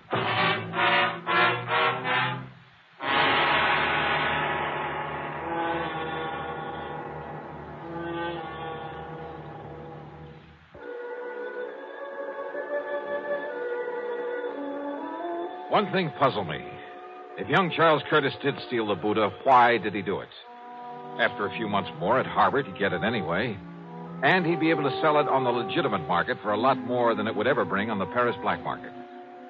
On the way in to look him up, I stopped at the office of the lawyer, Howard Bancroft. I can't believe it, Mr. Dollar. Well, the fact remains, Mr. Bancroft, that the Buddha's not only missing from the Harcourt home, but has turned up in Paris. But the only person who had access to that room was Mrs. Haskell, in accordance with Mr. Harcourt's wishes. That room hasn't been entered for years, until today. And yet, if the Buddha has shown up only recently... I'm afraid I don't follow you, sir. Mr. Harcourt willed it to his nephew, didn't he? That's right. Charles Curtis, when he finishes school. And he willed the house to Mrs. Haskell, didn't he? Yes. And it will be little enough reward for her years of service to him. How do you mean? Mr. Harcourt paid her very little during all those years. She, and I too, quite frankly, felt she was entitled to a great deal more. You see, his really valuable things, the collection of tapestries, he willed to various museums. So I understood. They were kept in an hermetically sealed room, the library. Hermetically sealed? Practically. Didn't you notice the tremendous doors on the study and library, the sealed windows? Then how could any dust... What? About Charles Curtis, Mr. Bancroft. Admirable young man. In addition to the money his uncle always gave him, his own family is very wealthy, you know. No, I didn't know. Yes. They've given him everything he wants, and it hasn't spoiled him a bit. Even during college? He's an excellent, hard-working student. He's going to be a lawyer, Mr. Dollar, and he'll be a good one. And maybe my thinking about him has been wrong. Oh, definitely. Why, Mr. Dollar, he's planned to donate the Mei-Ling Buddha to a museum when it comes into his possession. So you see... It's just that after handling more or less straight insurance cases for so many years, I almost instinctively suspect anyone close to the problem at hand. In this case, young Charles Curtis. Even Mrs. Haskell. Maybe even you. I beg your pardon. But I guess I'd better just shake the dust out of my brain and tackle this as a plain, ordinary... Wait a minute. Dust. Eh? It's a little matter of dust that really has me stopped. It makes it impossible for that room to have been entered since... Tapestries, you said. I mentioned them. Of course. How blind can I be? Eh? Look, you better get ready for some legal action on behalf of your client, the late Mr. Darrell Harcourt. What? I'm going to play a hunch, Mr. Bancroft. Maybe it's all wrong. Maybe it's crazy. But I'm going to play it to the hilt.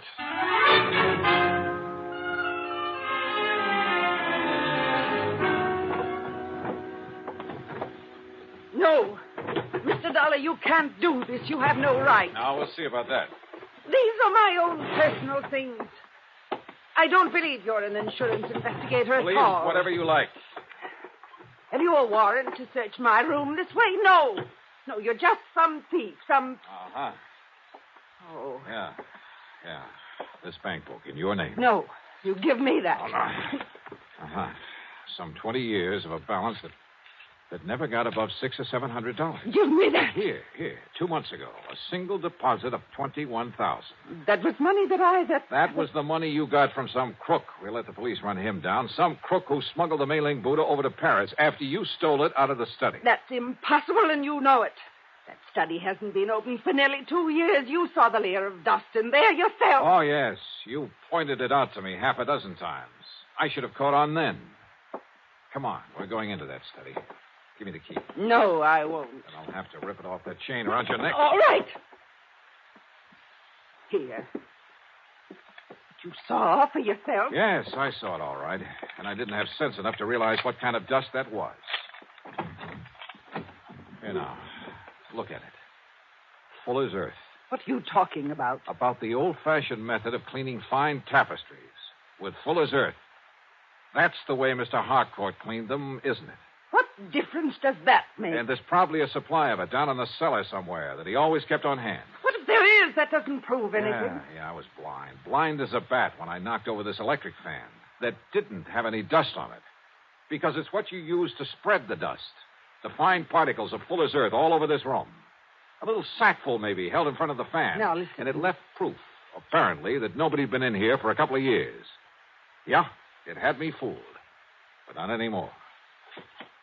Better get your coat, Mrs. Haskell. No.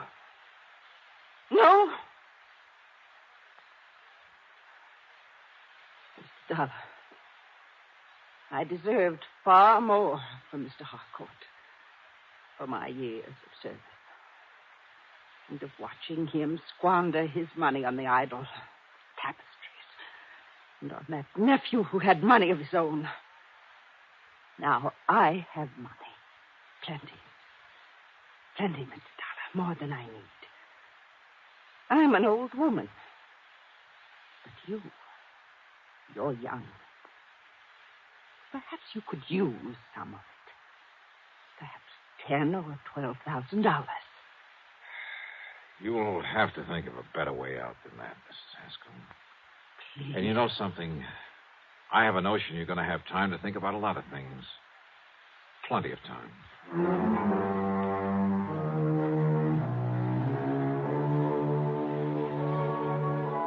Yeah, I know. The Mei-Ling Buddha still has to be brought back from Paris.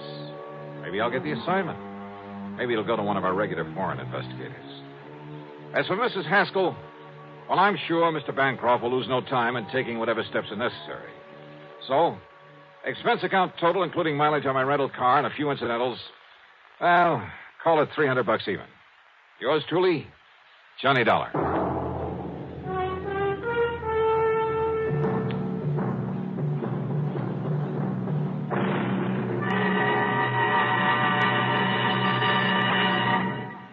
Now, here is our star to tell you about next week's story. Next week?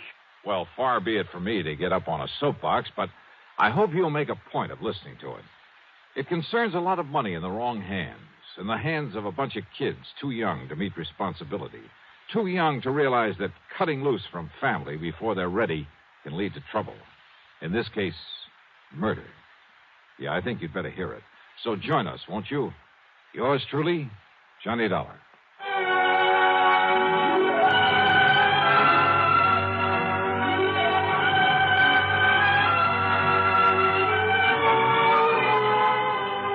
Yours truly, Johnny Dollar, starring Bob Bailey, originates in Hollywood and is written, produced, and directed by Jack Johnstone. Heard in our cast were Virginia Gregg, Paul Duboff, Will Wright, and Forrest Lewis. Be sure to join us next week, same time and station, for another exciting story of yours truly, Johnny Dollar.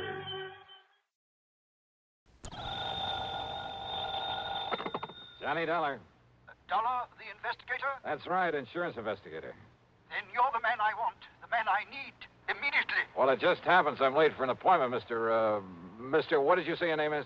I didn't, but it's Lynch. Walter E. Lynch. And you must come out here right away, Mr. Dollar. Protect me. Protect you? Yes. I live over here in Manchester. Manchester, Connecticut? Yes, that's right. My address is 13421 Peachtree Lane. 13421 Now, can you come out here right away? Well, I told you I have an appointment to keep. And then I hope it's a brief one.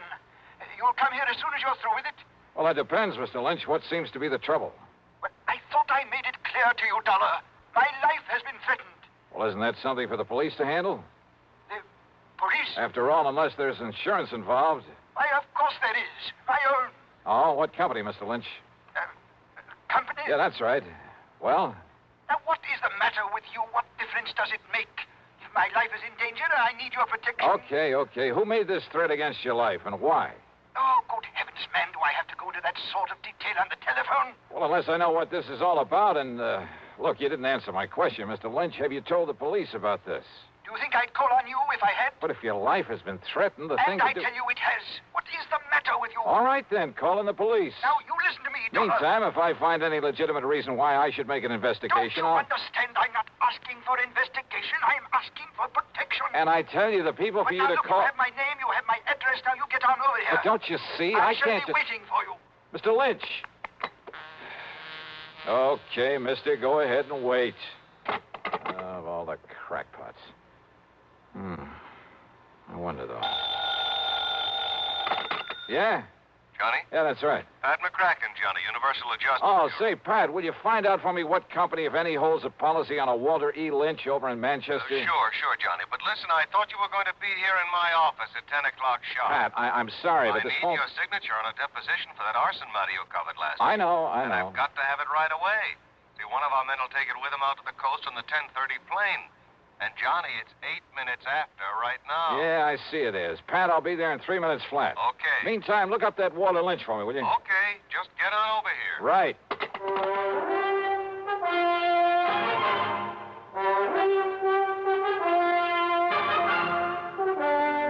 CBS Radio brings you Bob Bailey in the exciting adventures of the man with the action-packed expense account, America's fabulous freelance insurance investigator. Yours truly, Johnny Dollar.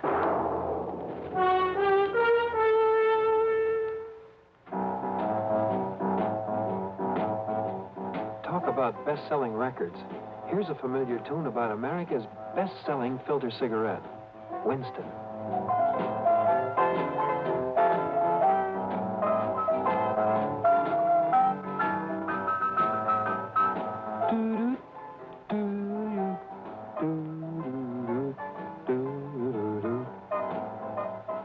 Winston gives you real flavor, full, rich tobacco flavor. And you know, that's because only Winston has filter blend up front. Choice, flavorful tobaccos, specially selected and specially processed for filter smoking. No wonder Winston tastes good, like a cigarette should. Smoke Winston. And now, Act One of yours truly, Johnny Dollar.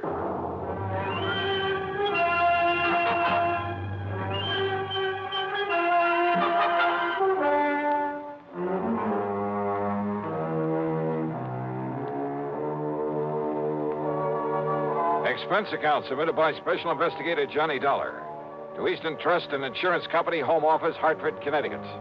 Following is an account of expenses incurred during my investigation of the Hapless Ham Matter.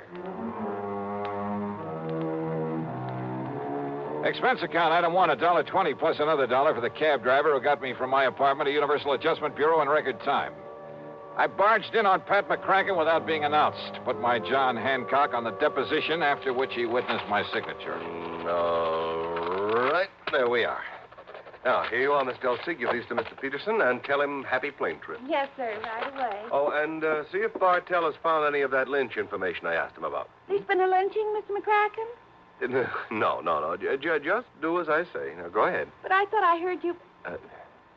Yes, sir. Hey, what is the worry on this man Lynch, Johnny? Well, Patty sounded like a crackpot. He called me on the phone just before you did, said his life is being threatened. Oh, another one of those things, huh? Yeah. Who was threatening him? Oh, I don't know. He was a bit evasive about it, same as he was about naming his insurance company. Well, I know I never heard of him. What did you tell him? I told him to call the police, that unless there was some insurance angle that required investigation, you know. Right, exactly right. Although, of course, if Bartell does find something on him, if he is a client of one of the companies we serve... It's still a police matter.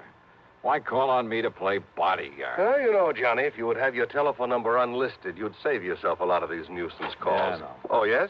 Here's a photostat of the Lynch policy Mr. Martell said you asked him for. Oh, then there is one. Thank you. And I thought you were talking about some kind of a lynching somewhere, Mr. McCracken. Isn't that fun? Yes. Thank you. Thank you, Miss Elsie. That'll be all. Well, I was on it. Yes, sir. Now, let's see, Johnny. Walter E. Lynch. Policy issued 1954, Eastern Trust and Insurance. Face value. Yeah, I see. 50,000 smackers. A lot of money. Let's see the name of the beneficiary. Oh, well, a nephew, Fred Lynch, New York City address. I wonder, Johnny. So do I. How well Freddie and his uncle get along. Named him as beneficiary. 5 or 6 years ago, things can change, Pat. There's one way to find out. And with $50,000 to be paid out if anything does happen. Yes. Go ahead, Johnny. Go ahead and pay Mr. Walter Lynch a little visit. At company expense? Well, now, Well? Oh, sure, why not?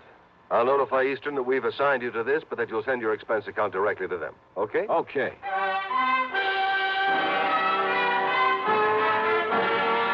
It was only about 13 miles from my place to Manchester, and I used my own car, but I saw no reason for not using the old expense account, so item 2 was $4.60 for a tank full of gas. The address Mr. Lynch had given me turned out to be in a rather nice residential section. The house was a small but attractive Cape Cod affair, surrounded by stately elm trees. And then I saw them, in the shade of the elms at the front of the place. A couple of police cars.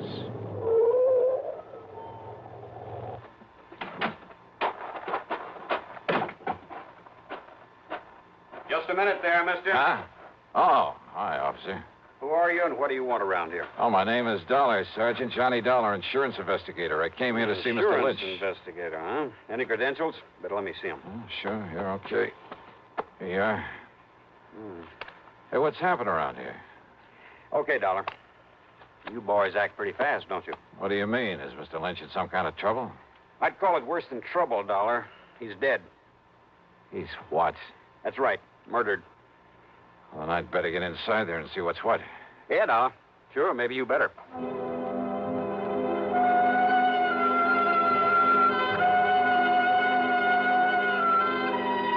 Inside the Lynch home, the police medico and my own eyes confirmed what Sergeant Beakley had told me outside. Walter E. Lynch was dead, all right, and there was no question about his having been murdered. As you can see, Mr. Dollar, the knife, obviously a long, very sharp one, plunged into his body here, directly back of the heart. Yeah, Doctor, I see. No doubt penetrated that organ.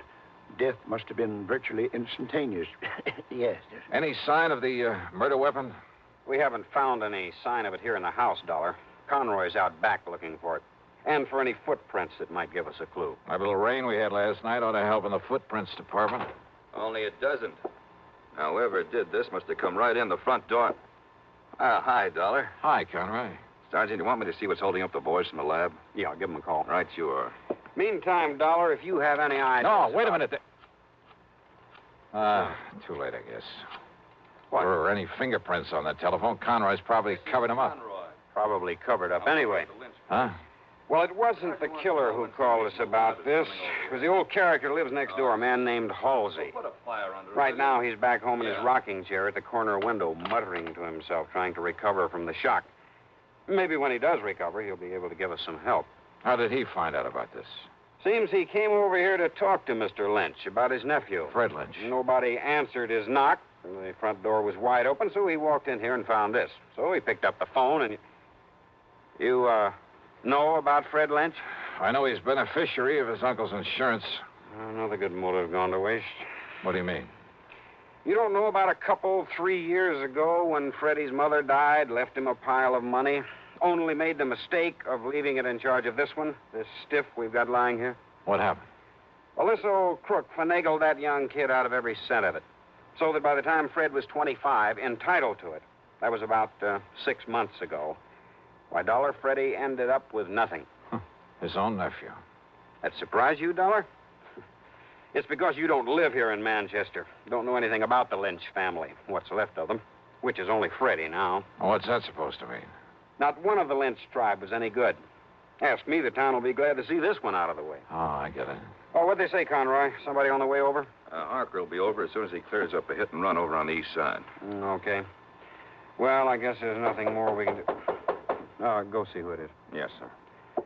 You about finished, Doc? Sergeant, this knife wound puzzles me greatly. Yes. What do you mean, Doc? Very unusual instrument. Very long, thin, with a two-edged blade. Yeah, both edges very sharp.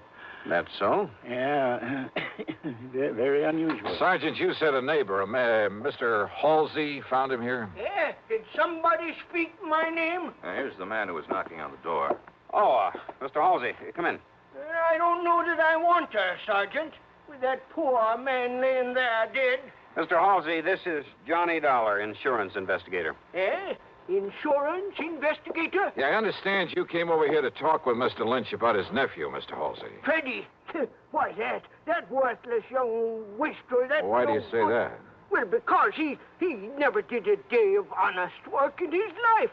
The theater, that's all he cares about. Theater? In New York City, that pit of iniquity spends all his time with sinful people, actors, chorus girls, and the like. I take it you don't have much use for people in show business.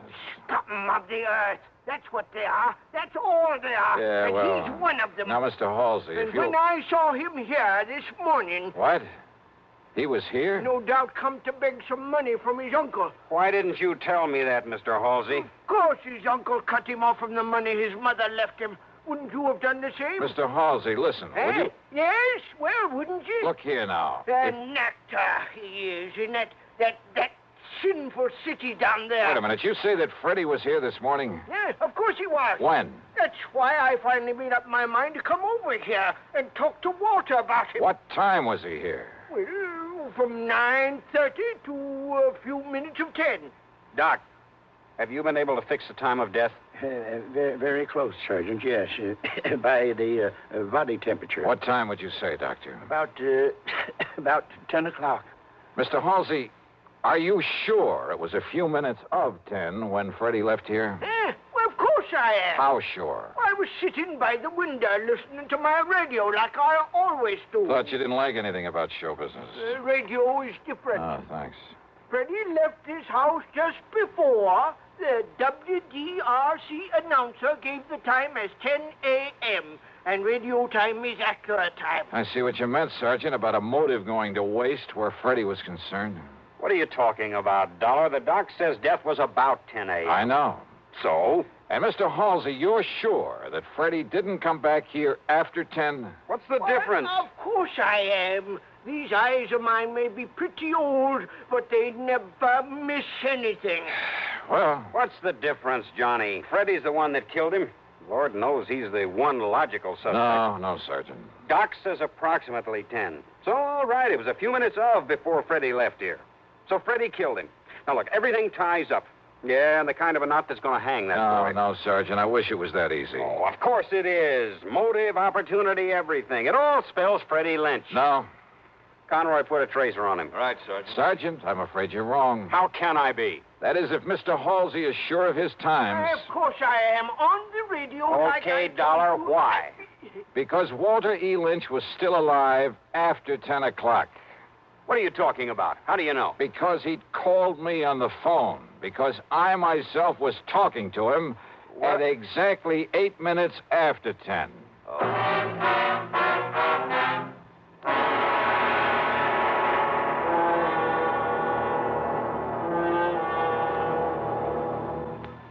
We'll continue with Act Two of yours truly, Johnny Dollar, in exactly 1 minute. Here's Hollywood star Mona Freeman. Who feels like acting with a miserable cold? I relieve cold distress the fast way with 4-way cold tablets. Yes, tests of all the leading cold tablets proved 4-way fastest acting. Amazing 4-way starts in minutes to relieve muscular pains and headache, reduce fever, calm upset stomach, also overcomes irregularity. When a cold strikes, do what I do. Take 4-way cold tablets. It's the fast way to relieve nasty cold distress and feel better quickly. 4-way, only 29 cents. Now, here's a word about another fine product of Grove Laboratories. Had dandruff for years? Now get rid of it in 3 minutes with Fitch Dandruff Remover Shampoo. 3 minutes with Fitch regularly is guaranteed to keep unsightly dandruff away forever. Apply Fitch before wetting hair. Rub in 1 minute. Add water, lather 1 minute. Then rinse 1 minute. Every trace of dandruff goes down the drain. 3 minutes with Fitch, embarrassing dandruff's gone. Fitch can also leave hair up to 35% brighter. Get Fitch Dandruff Remover Shampoo today. And now, Act Two of yours truly, Johnny Dollar and the Hapless Ham Matter.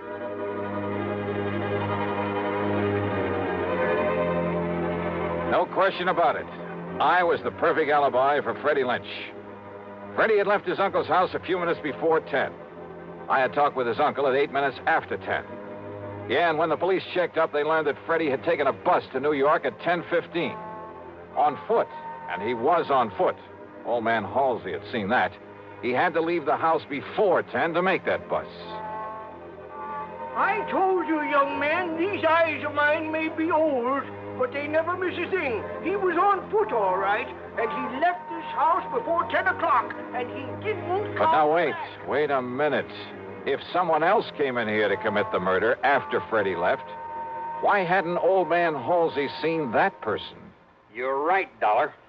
Nobody else came here, so it must have been Freddie killed his uncle. All right, now look, Sergeant. Only how could he? Because if you talked to Mr. Lynch at 8 minutes after, and Freddie was on his way to the bus station, and he had to be... Wait, then Sergeant. it's impossible. Dollar, this really bugs me. All right, listen, the murder weapon. Very unusual. I know, Doc, you told me. It must have been something I'd never seen before. I wouldn't be too sure about that, unless you feel the same way Mr. Halsey does about show business. Why? Terrible, sinful, iniquitous, immoral. Yeah, maybe you're right on this one. What are you getting at, Dollar? I'm getting out. Was that an express, that bus that Freddie took to New York? No, it was a local. But I don't see Then what... with luck in my own car, I can beat him down there. Do you know where he lives, Mr. Halsey? I certainly do. All right, where? At 1231 West 43rd Street. Good. I'll see you later. Now, Dollar... Oh, and Sergeant, maybe you can fix any tickets for speeding I pick up along the way. Somehow, just lucky, I guess, I managed to reach the address in New York without getting pinched. A $10 bill of the superintendent, that's item 3, got me into the rooms of Freddie Lynch. The walls were plastered with theatrical programs and playbills, most of them from summer playhouses, off-Broadway shows. In a closet, I found some costumes he'd used in various productions. In one corner was a battered shield with a broken spear beside it. Some heavy oriental belts and jewelry. The long robe of an Arabian desert rider with a sort of turban to go with it. Yeah, everything fitted in very nice.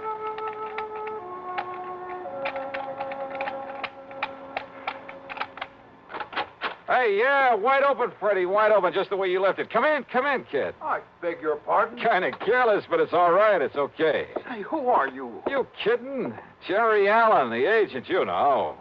Agent? Yeah, where you been, Freddie? When you didn't answer the letter and the telegram I sent you, where you been, huh, kid? Oh, you're a theatrical agent? What else?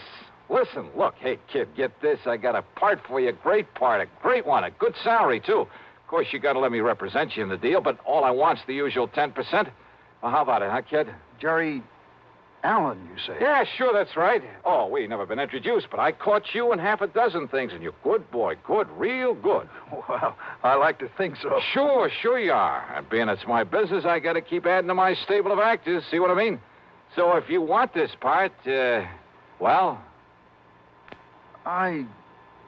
I don't think so, What? Mr. Allen. What are you talking about? Well, I'm thinking of giving up the theater. Oh, now, wait a minute, kid. You fallen heir to a fortune or something?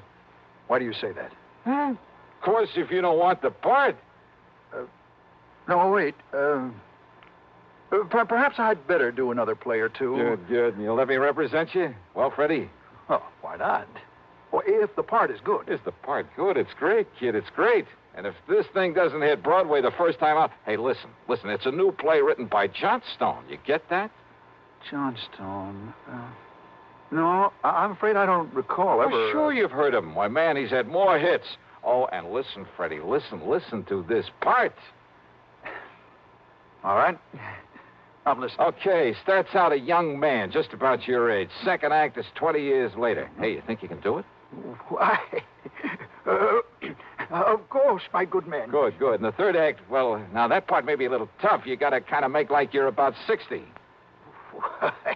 There's no problem at all, Mr. Allen. No problem at all. Only it's a shaky old man, like he's scared to death all the time. All right. Listen. All fear has clutched me by the throat. The overpowering terror. Willing up. Oh, hey, that's great. Come on, keep it up, Freddie boy. Keep it up. Well, see, of course, if I had a script, Scared, remember? Scared. Say something like, you must come here right away to protect me. You must come here right away to protect me. Oh, that's great. Now, say my life is in danger. I've been threatened, Mr. Dollar. My very life is in What? Dollar? That's right. Johnny Dollar. Why, this was all a trick. Yeah, and you fell for it like a ton of bricks. The same voice you faked over the telephone to sound like your uncle. Oh, no, listen. Killed him, left his home knowing that nosy old neighbor would swear as to when you left. Then ran to the bus depot and called me up with that phony voice to make an airtight alibi. To make me ready to swear your uncle was still alive after you left him there dead. But, Dollar, listen. See, I'm his only kin. I'll be coming into a lot of money. His insurance and whatever money or property there is. Oh, why don't you drop dead? I see. But do you see this? So that's what you did it with. Yeah, that's right. Arabian, isn't it? I stand back. Long, thin blade with a double edge. From one of your costume plays? Stand back, I say. Sure. I don't need to be close to you to use this. Whoa! Oh, my hand. You've broken my hand. Funny. I didn't think I was that good a shot.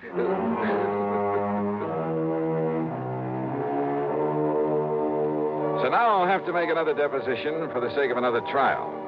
And I'm sure that hamming it up in court won't keep Freddie from playing out the rest of his life in front of a captive audience.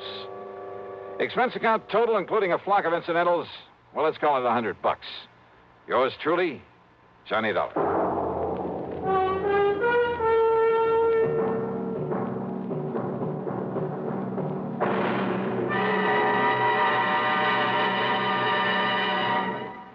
Now, here's a word from our star about the case he'll investigate on next week's program. Thanks, Daniel. It's called the Unholy Two Matter and involves a pair of characters who fit that description perfectly. One of them a killer. And if you're at all curious about what to do when you've got the situation well in hand and then suddenly a gun is shoved into the middle of your back, well, join us, won't you? Right here on your favorite station at the usual time on Sunday. Yours truly, Johnny Dollar.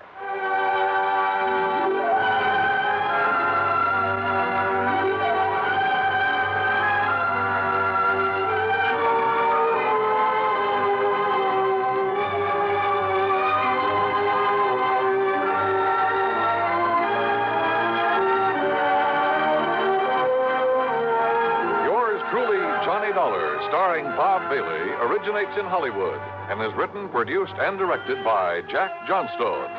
Heard in our cast were Virginia Gregg, Chet Stratton, Florence Dobkin, Sam Edwards, Herb Ellis, Ralph Moody, and Junius Matthews. Be sure to join us next week, same time and station, for another exciting story of yours truly, Johnny Dollar. This is Dan Coverly speaking. Next, Ray Bradbury's science fiction classic, 0 Hour, as suspense follows on the CBS Radio Network.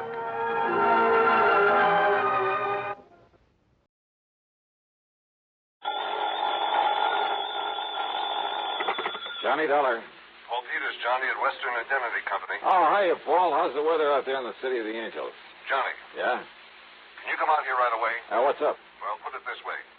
How would you like to give some much-needed help in the race for outer space? Oh, well, if you mean take a ride in one of those experimental space capsules... No, I mean... Thanks, Paul, but I'll stay in the cheering section for a while. No, I mean put a stop to the trouble that's threatening to...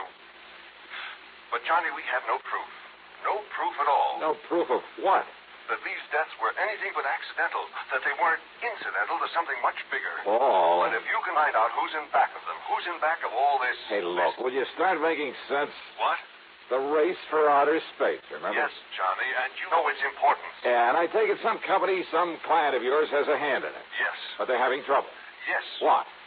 Because although there's no proof, I think... I'm convinced, Johnny. Yeah? Well, come on, Paul.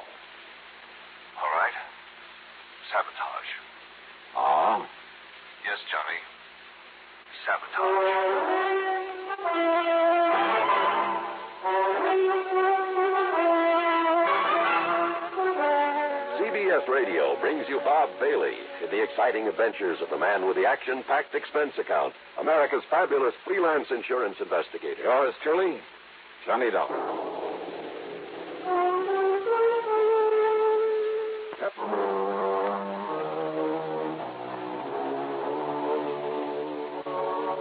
Expense account submitted by Special Investigator Johnny Dollar to the Western Indemnity Company, Los Angeles office. Following is an account of expenses incurred during my investigation of the Flask of Death Matter.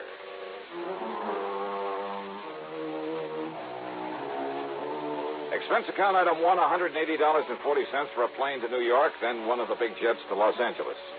Item 2, $5.70 for a cab to Paul Peters' office on Wilshire Boulevard on the strip they call the Miracle Mile. I've arranged a rental car for you, Johnny, so you can get on up there right away.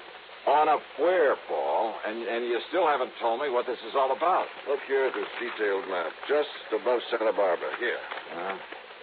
Hey, looks like that road runs off into the ocean. On a high bluff overlooking the ocean is the Bar Manufacturing Company. Bar? From the names of Doctors Joseph L. Barham and Ralph T. Barnwell. They're a couple of top-grade scientists. So what do they build? Spaceships? Ostensibly, they make small aircraft components, but actually, well, after they were dropped from governmental service, they begged and borrowed a lot of money to set up a little plant. And they've developed a capsule they're sure will enable a man to return from outer space. Kind of competing with the government, aren't they? Barham and Barnwell are determined to prove that private enterprise can accomplish more than a lot of inter-service wrangling can. More power to them. And if they can prove their rescue capsule works, they'll make millions, Johnny, literally millions. Well, I should think so. Naturally, we, as their insurance company, will benefit, too. So far, though, it's cost us a lot of money. Oh, how, Paul? Insurance policies on a couple of their key men who died recently under most peculiar circumstances. Yeah, how? During the testing of this device, but nobody seems to know exactly how or why those men died. Now, if you can find out for us... Yeah, well, I can try. Barham and Barnwell don't want you up there poking around, Johnny, but I've insisted on it, so they're expecting you. I see. So will you get on up there right away? Sure, why not?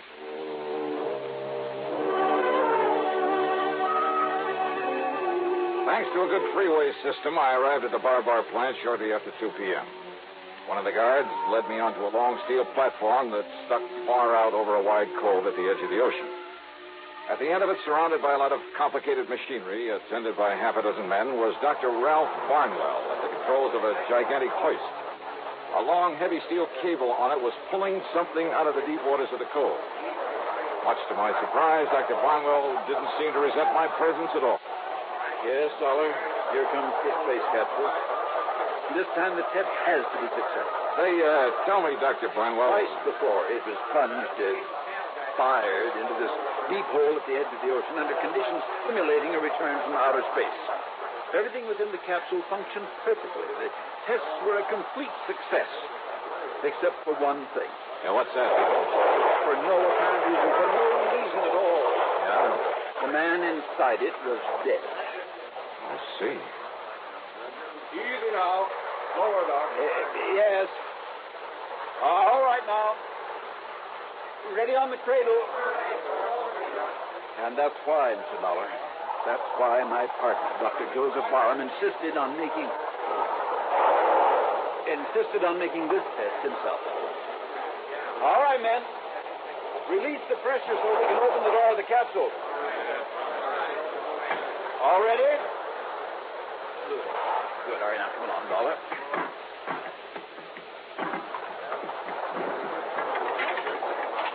Open it up yourself, Doctor? Yes. Yes, I'll open it. Stand aside. Stand aside, then, so that we can... All right, now, Dr. Barham, did you...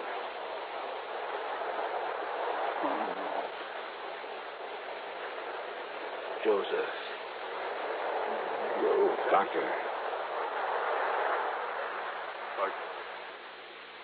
Like the others, sir. Dr. Barham's dead.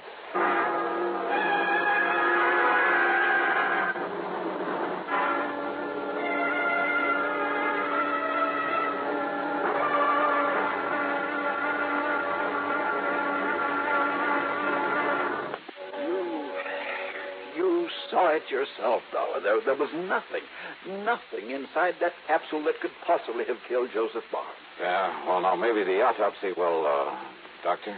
Yes, of course. We'll have an autopsy, the same as we had on the other two men who died this way, but I know what the findings will be. What, sir? Asphyxiation. But I tell you, it's impossible. If the atmosphere inside it became insufficient or faulty for any reason at all, it would have shown up on the tape recordings that we so carefully checked over. And these young scientists we employed don't miss anything, Dollar. Well, what about a poisonous gas of some kind in there? Poisonous gas? Well, 3 of these in a row, Doctor. It looks kind of deliberate, doesn't it? The presence of any known poisonous gas would have been recorded, too. Any known poisonous gas? What? Well, isn't that what you said, Doctor? And with all the people in the world who'd like to see you fail with the rescue capsule, don't you think a few of them might be clever enough to make up something you couldn't spot? You're talking about some spy, that sort of nonsense? Is it nonsense? Nothing could be placed in that capsule without our knowing about it. You're pretty sure of all the people you have working here? Of course we are, as sure as we can be. Yeah?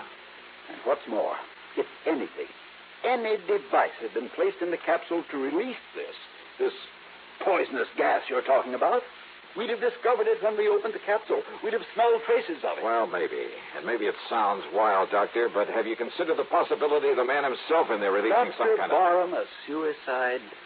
No. Good heavens, no. All right, how was a breathable atmosphere provided inside that thing? 2 oxygen tanks, primarily, and a minus-pressure tank system containing a CO2 absorption unit, plus, of course... Well, what's been done with the oxygen tanks that were aboard? Why, they've probably been returned to the storeroom where they can be made ready for the next test. You're not sure? I tell you, Dollar, the presence of any poisonous gas... Any known poisonous gas, remember? You know that rescue capsule inside and out, don't you? Every square inch. Even the most minute detail. Well, I know nothing about it, but, Doctor, that might be an advantage in my investigation. What? Because I have no preconceptions about why or how some device couldn't be put aboard. I'm afraid I don't follow. So maybe I'm just the one to find out how it was. But that doesn't... Also, I have a strange little hunch I'd like to follow up. Do you believe in hunches, Doctor? Hardly. As a scientist, But, Mr. Dollar, if your hunch can result in finding the killer among us... Maybe it will, Doctor. Maybe it will.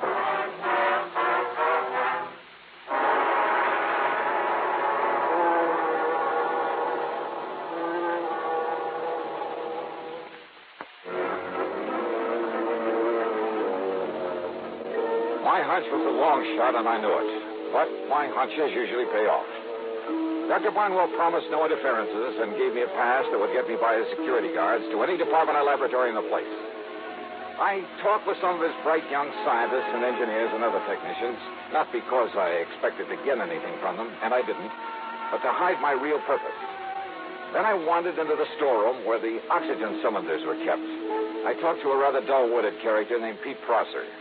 Just about to empty out these here little oxy bottles and go home.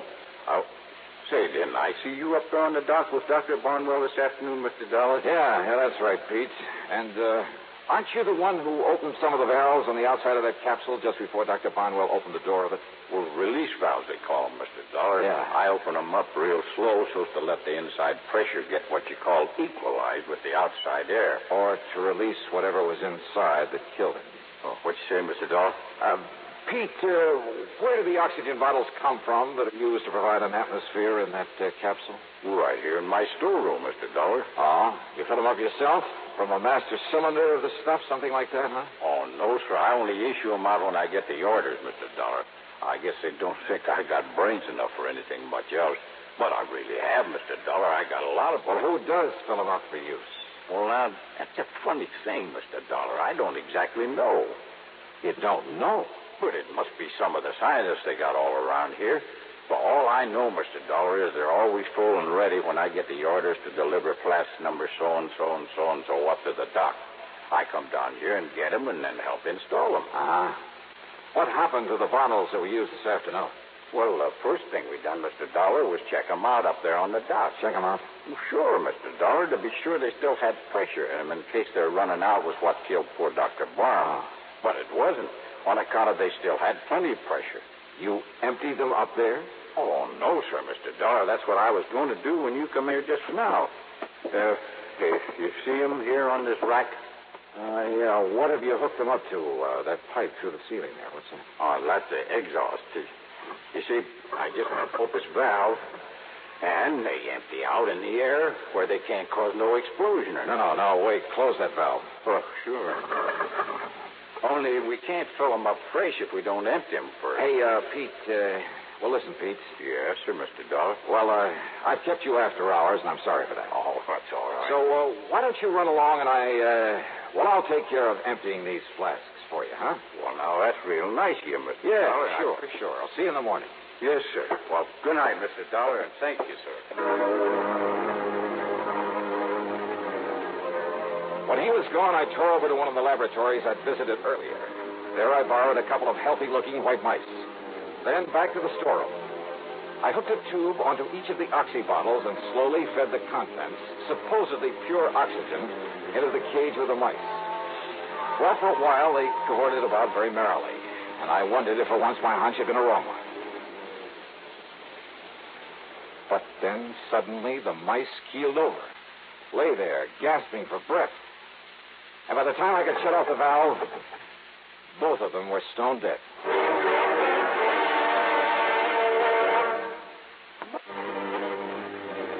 Now I knew how Dr. Barham and the others had been killed inside the space rescue capsule.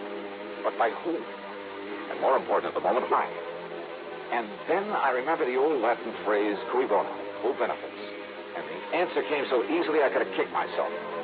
But how to prove all this? Well, maybe if I took the lethal oxygen tanks up to Dr. Barnwell's office and... maybe there was a better way. Yeah, a little less dangerous.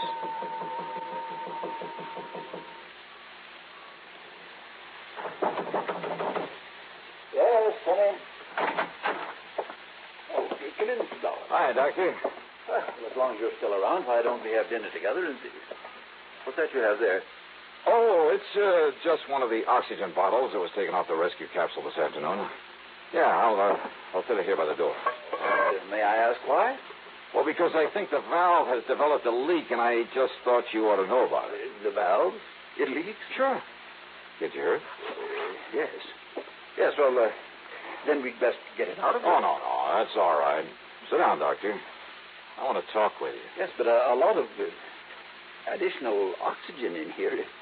If you were to forget and light a cigarette, light a match. I won't forget. Probably wouldn't do a thing anyway. Now, Mr. You know, in spite of your nice reception, I understand you didn't want me to come up here and poke around. Well, I'm sorry if you got that impression. It's probably because Dr. Barham and I talked to... You and Barham got out of government service, didn't you? Why, yes, we did, because the security boys found out some things about you they didn't like? I know, that's ridiculous. Doctor, I'm not going to beat around the bush any longer. I should have known there was something phony about your ordering the pressure released in that capsule before you'd opened it up this afternoon. What? It was really to dissipate the poison gas in it, wasn't it? What poison gas? Mr. Dollar, I told you my opinion of your poison gas theory earlier. But now about this flask of oxygen you Doctor, now that the capsule works, it's worth millions, isn't it? Works? By killing 3 good men? The first 2, I suspect, were to convince everybody it was accidental. What? Sure. So nobody'd be suspicious when Dr. Barham... Dollar. Yeah. Leaving everything to you, millions. What is this nonsense? And listen, about this leaky bottle of oxygen... Well, now, why get so upset about it? I'm not upset. Then sit down. No, Doctor, I said sit down. What do you mean? Done? Yes, sir, that's right. Now move over so I can call the police to come and pick you up for murder. No, you can't prove it. And listen to me. Well? Listen, we must get out of here quickly. Oh, I'm in no hurry. Now, Dr. Barnwell... Listen, that flask there by the door leaking the gas in here. I thought it was harmless oxygen. It is, of course it is. Only just... Please, let me out Doctor, you try to move and I'll pull this trigger so help. But that gas... That hydrogen oxygen gas. Oh, is that what you really put in that harmless-looking little flask? Yes. The same slow-acting gas you used to kill your partner and the other 2, huh? Yes. Then you admit it, huh? Yes, I killed him. I killed Barham to get the plant for myself. You'll put that in writing? Anything. But let me out before the gas kills me, too. I can feel it now. We're too late, Dollar. We're too late. Oh, stop blubbering and get up on your Too feet. late. We'll die. Wrong, Doctor. This flask isn't one of those out of the capsule. What? No. I pulled this one off the shelf. All it holds is pure oxygen. I hope.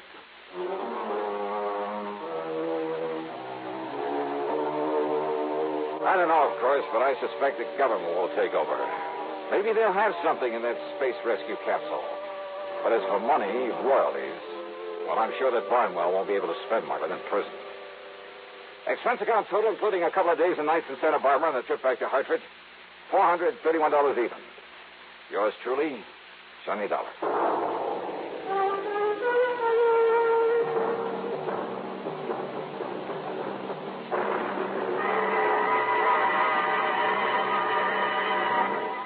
A story that's called The Wholly Unexpected Matter.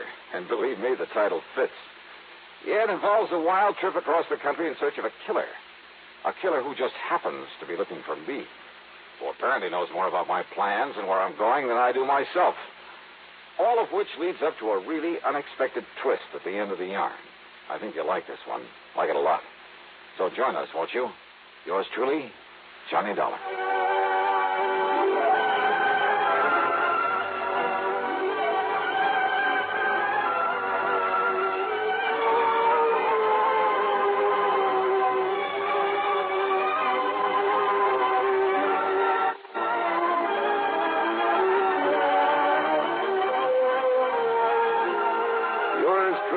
Johnny Dollar, starring Bob Bailey, originates in Hollywood and is written, produced, and directed by Jack Johnstone. Heard in our cast were Paul Duboff, Parley Bear, G. Stanley Jones, Horace Lewis, Tom Hanley, and Bill James. Be sure to join us next week, same time and station, for another exciting story of yours truly, Johnny Dollar.